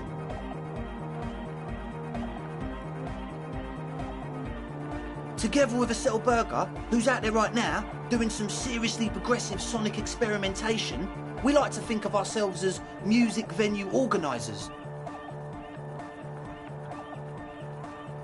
We have many in the pipeline, officer. You see, we've been all over Jamrock North, prospecting for real estate to establish a new venue in. Also for talent. Yeah, thank you, Egghead. And while there is no shortage of raw, unfettered talent spinning tapes in Jamrock, we've had real estate park. Place is a shithole. I apologise for my friend Noid's potty mouth. I realise this is not how you speak to a police officer. He has authority issues.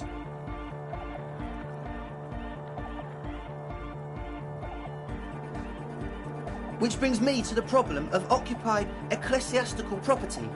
I bet you've noticed the derelict hive of narcomania on the coast. I'm talking about the church, and I'm not exaggerating. Even a place of spiritual refuge can become a magnet for all sorts of dopeheads and burnouts if left unattended. Dopeheads! Burnouts. Well, I'm sad to say, that's exactly what happened. Sad because we were just about to put Martinez on the map with one of the maddest dance clubs in Jamrock. Nah, strike that, in Reversholt. Strike that!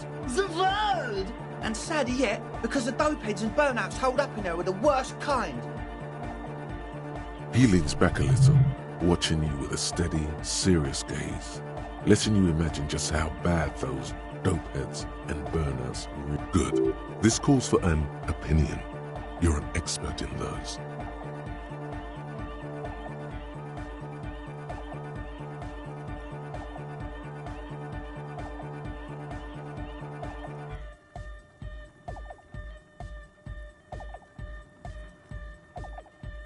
Could be. We don't know for sure. But we do know they are spooky.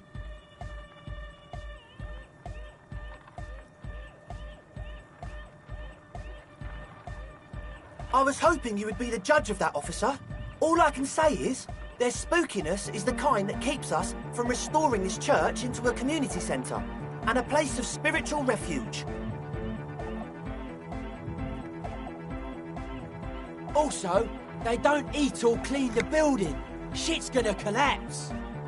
People just want to spin tapes without them spooking it up. Place has bad signs. No one can dance like that. Thank you, Egghead. So you're gonna look into it, right? It should be a police matter. Getting them out. Whatever spooky stuff they're doing, I'm sure it's not what the Ecclesiastes meant their property for.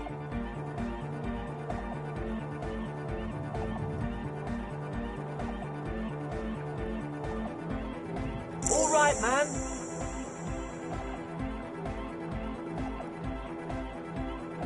Andre's obviously very happy you took him seriously. The whole tent is.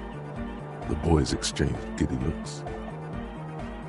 Yes, I asked Noid to install a measure against more drifters wandering in. It's a temporary fix, just something to contain the situation. I had to do it in an hurry. Not my best work, but it should hold for a while. Of course. Noid, give the officer the key. All right.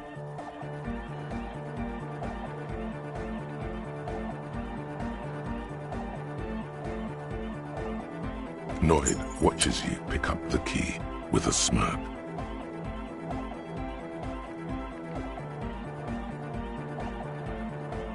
Not long. Like a week, maybe? I'm super sure they're alive. I mean, come on. I'm at least 90%, maybe 85% sure they're still alive. Somewhere in the ruinous past that led you here, there was something called exams. You may have learned the term involuntary manslaughter there.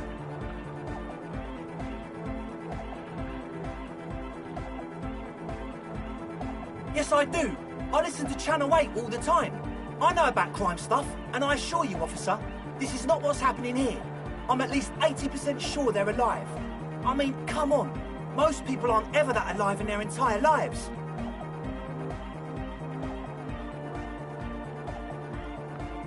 I don't know. What does anything mean, really? Oh, yeah.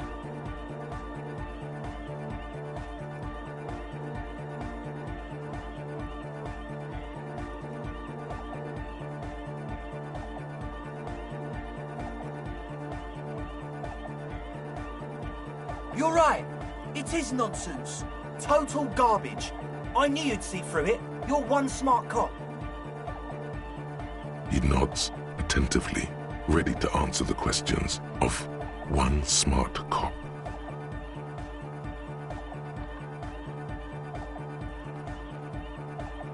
Sure, man. Tell us what you want to know. Let's do it.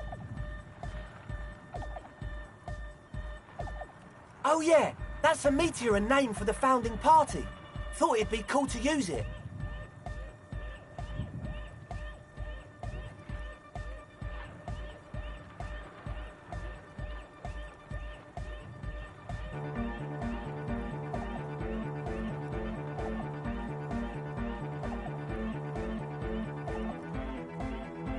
Come to think of it, I've never really looked them up, you know.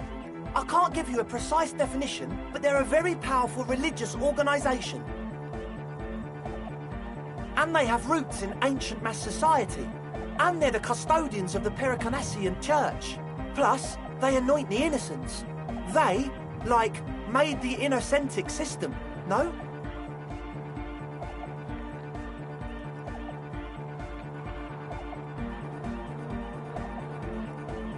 You're totally wrong about that. The Pericanassian Church is about love, and Nordic music is about love. I got love for my Pericanassian posse. Love is the relay out of death.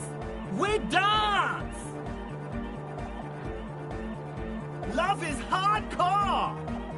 Unity. Unity. Make some noise for my Insulindian posse. You feel it, the anodes and the cathodes coursing through you.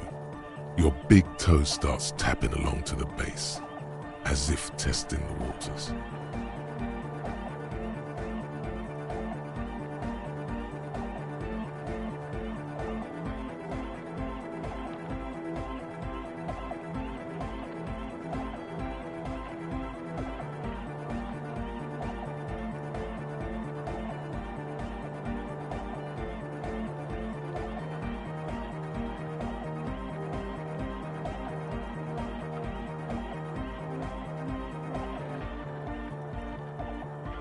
Your posse's like your people, man. Like you got your cup posse. You look out for each other, and you... And where is your posse, detective? Nothing comes to you. The world is silent.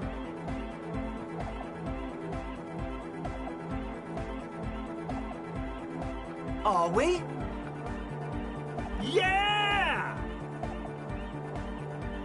Oh yeah, it can. He's coming around. You're getting it.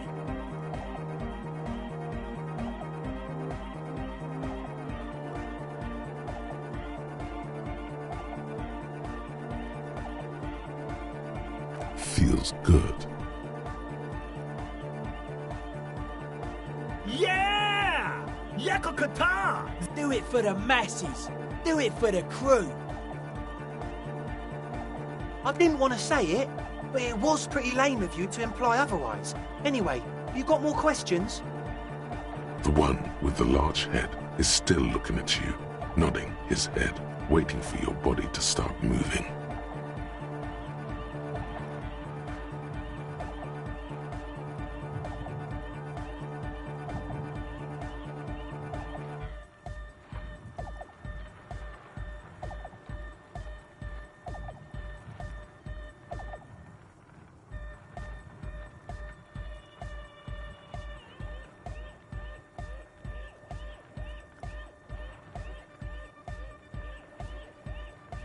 Yes. What? Yeah, good to have, bitch to carry. When I first scouted the place, I did some reconnaissance. I'm not sure the church even has running water. Oh. It's the one they sell at the fuel station. It's like he's lying to you, my liege. But he's slippery enough that there's nothing for you to grab hold of.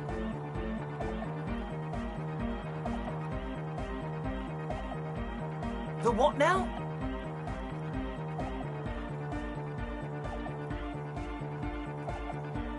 Oh, the old Ultra. He's like an actor, looking to the souffleur for his line. I have a major sinus infection, stuffy nose. We all do. Shit's all blasted up. Winter, can't even breathe.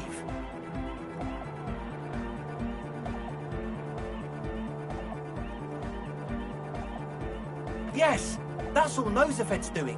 Without the Noser, I'd be drowning in shit right now. Nosefed is the shit.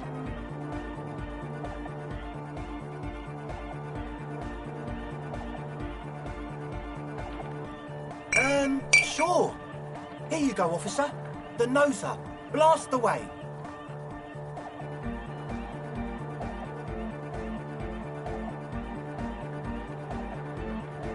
It does, doesn't it?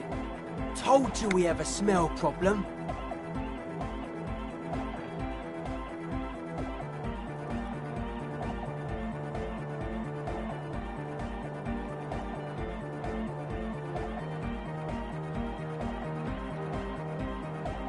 Ether? I don't smell ether. Do you, Noid? No. He sniffs the air, then shrugs. A shrug is good enough for us. Why say it when you can shrug it?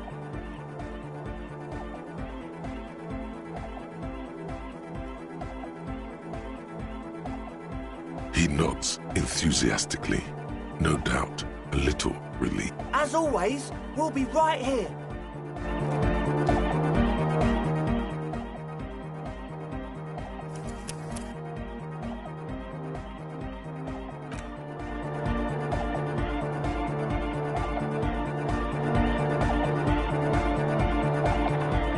A young man with peroxide blonde hair holds up a Harman Walshi tape player, nodding along to the music. He looks at you with a knowing smile, as though you're supposed to be sharing some tremendous evangelical secret.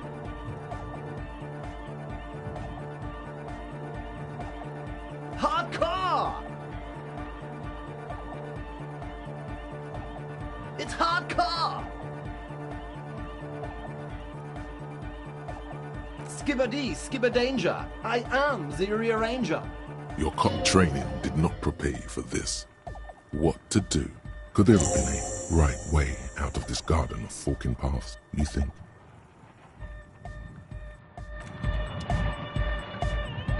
So you had a talk with Andre, and now you want to discuss things with Noid? That's fine, man. But I've got to warn ya, our signs are still off. It'll take some time for me to get my sigh on.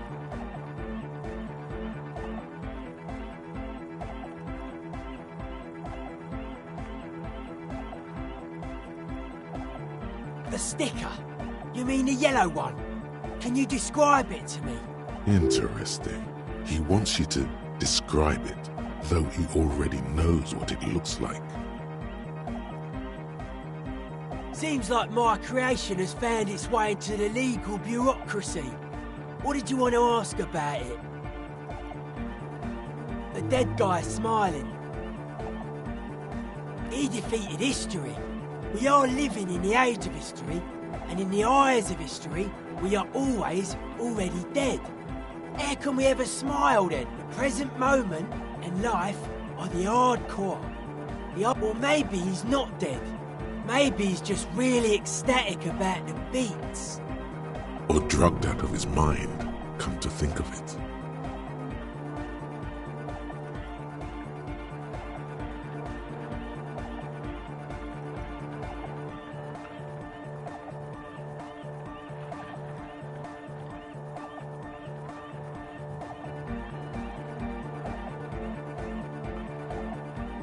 Yeah, that interpretation holds.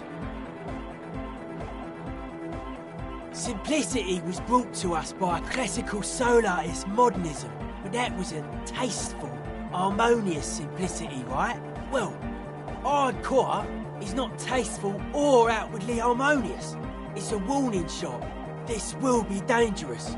Yeah, the sticker, the clothes, the music, same thing.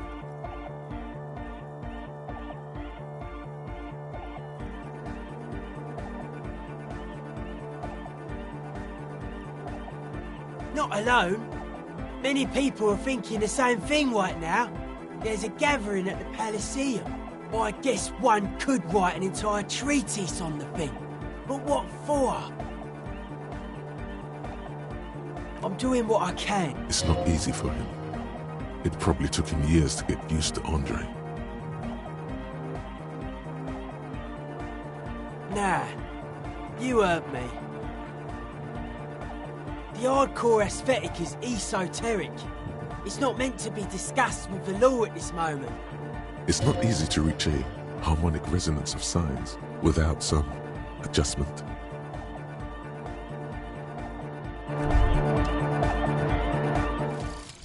One more door. There is no way to open the supply depot door. Accept it. You cannot open all.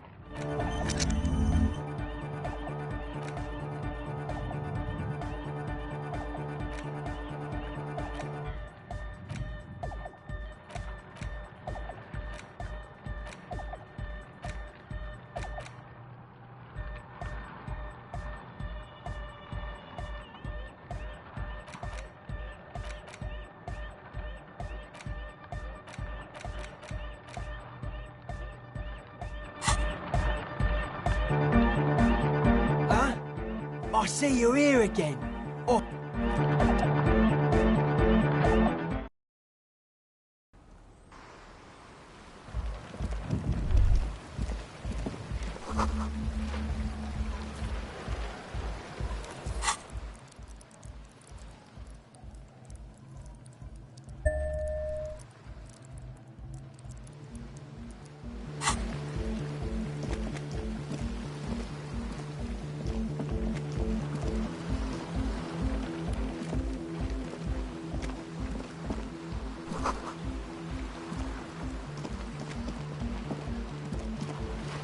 A shaggy-looking girl in her late teens or early 20s kneels on the ice. Oh. She must be a cell, the last of the... It's cold out here, but she's not wearing a hat. She must be freezing. Everyone knows drugs make you invulnerable to cold. You bet this one likes to party.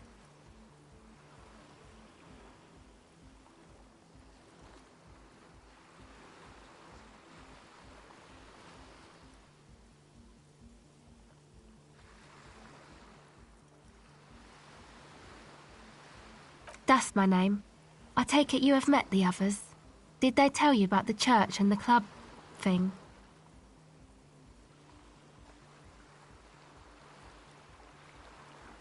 Will you help us? Great. Let us know if there's any progress, will ya? We've been waiting for weeks here.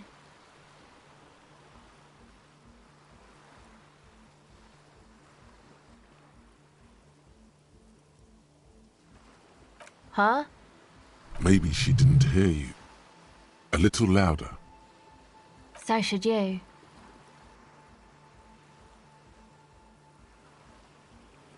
Real cool. Way to abuse that power, man, she says, thinking you could. She bats away your questions like flies. She's not intimidated by mere police officers.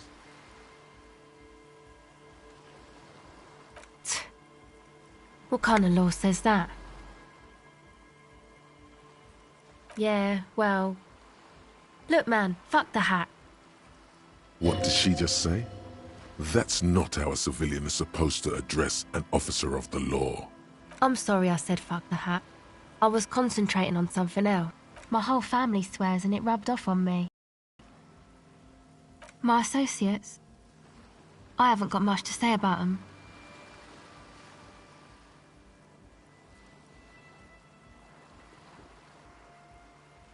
Sorry. I just don't tell people about my friends and who they are and so on. I don't provide information on them. Me?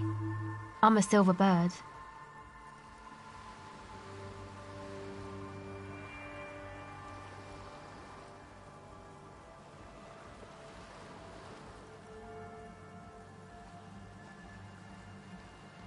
Don't know what makes you think it'll be any different later, but...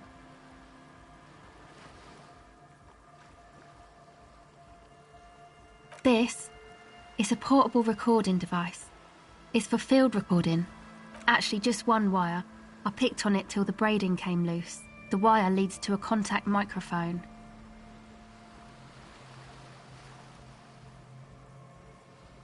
A contact mic records sounds from inside things, like this ice. Your mangled brain would like you to know there is a boxer called Contact Mike.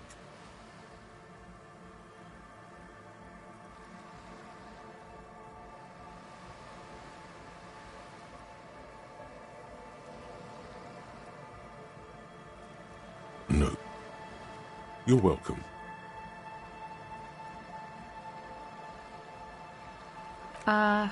Yeah, I record stuff with it.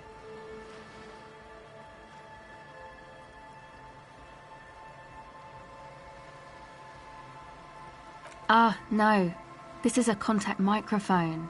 It's for recording inside solid objects. That's not fair. And an understatement.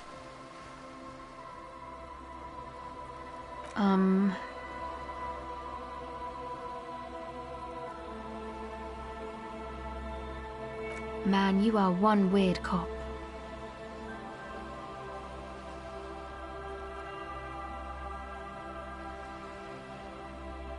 You do understand it all just sounds like Mike. The mic? I don't exactly know. Somehow it doesn't pick up vibrations from the air. The book said it only picks up structure-borne sound, if you like technobabble. Same place I got the recorder from, the Elysium.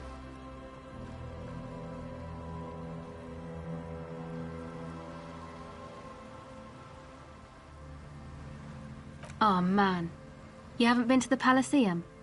It's the coolest place in this whole drug-addled shithole. It's a music club and a synthesizer workshop on Boogie Street in Jamrock. Musicians live there, like real musicians. I once saw Arno van Eyck.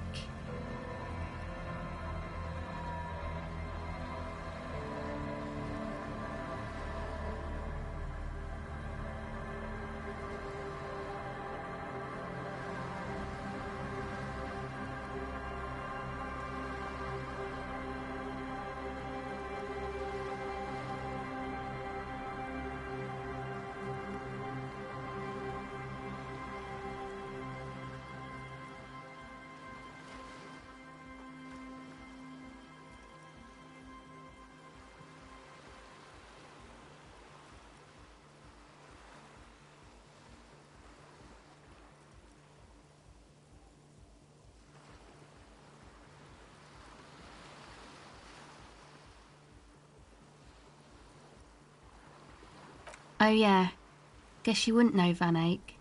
Or really be a Palaceum going kind of person.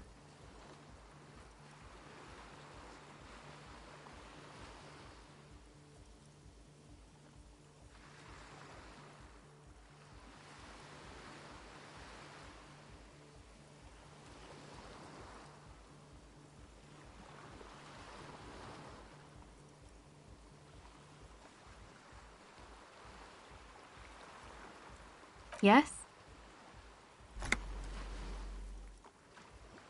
Okay.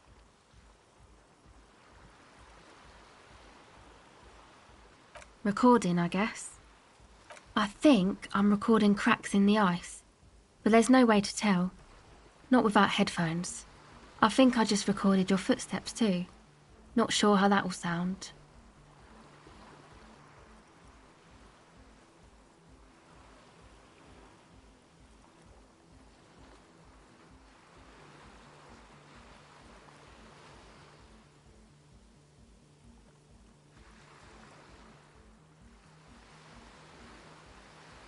My boyfriend sold them. I don't know, man. Things. Just stuff you need for life. A lie. They were probably pawned off for something suspicious. The musicians in the Palaceum used them for making music. They looped the stuff, cutting the tapes together. They make music out of cracks in the ice and keys jangling. Anyway, I thought I'd make some too. It's supposed to be, like, a music place anyway. I don't really know what I'm doing. They use synthesizers too. I don't have a synthesizer. Take this, you're cold. No, man, fuck that, I'm cool. I'm sorry I said that. It's okay.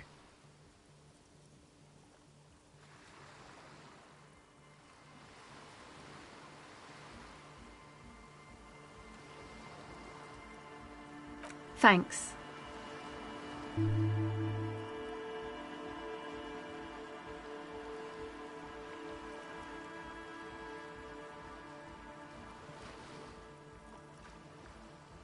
Yeah, the boys think it could be a place, like the Palaceum or something. Stupid. It's really not gonna be a Palaceum. Yeah, Andre and the guys, inside the tent. And why is that?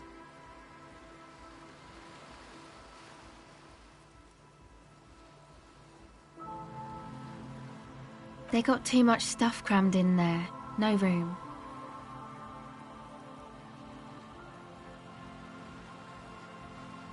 Didn't you see it yourself? It's mostly music stuff, like this tape recorder, but bigger.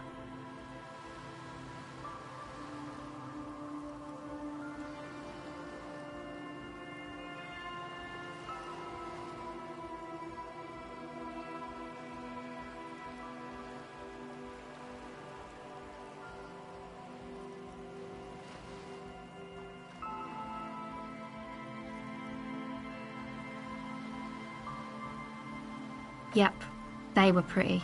I'm sorry we sold those.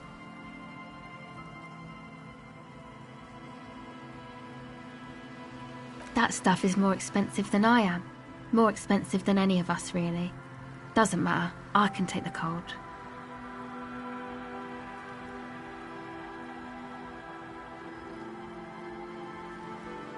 Go ahead.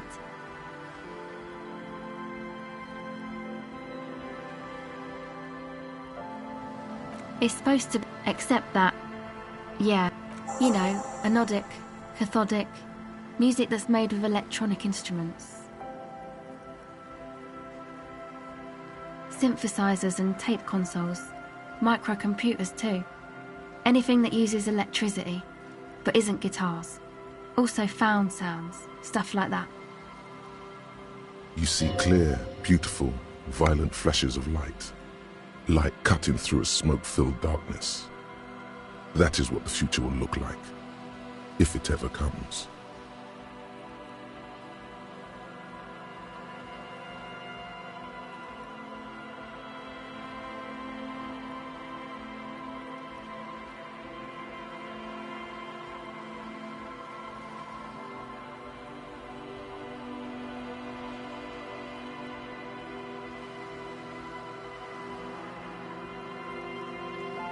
You know, anodic, cathodic, music that's made with electronic instruments.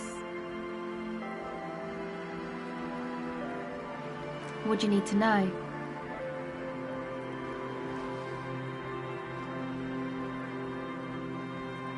Go ahead.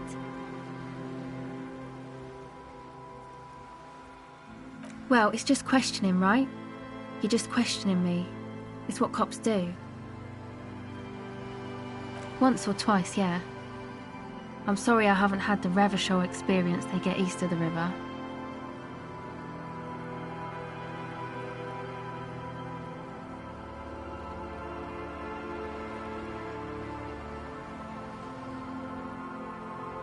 Rich people.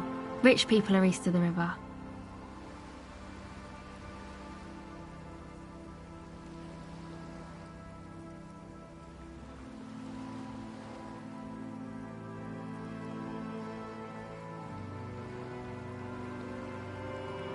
Oh, they are, and I'm scum. Oh, but I am.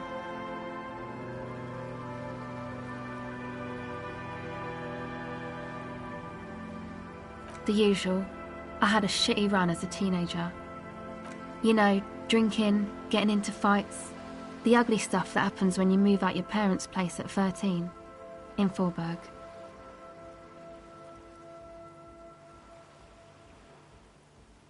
Interesting term. Time to glean some knowledge. Is this a rhetorical question?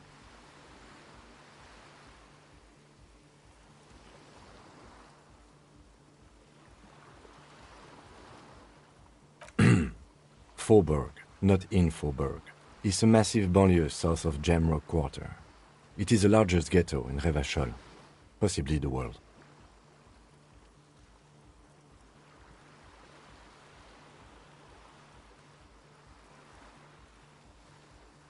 We are Jamrock, sort of. Martinez is called North Jamrock sometimes. Jamrock is also a ghetto, only smaller than Forberg.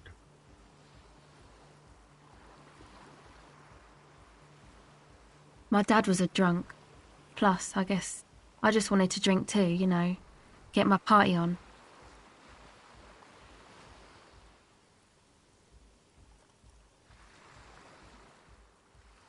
All right. Okay.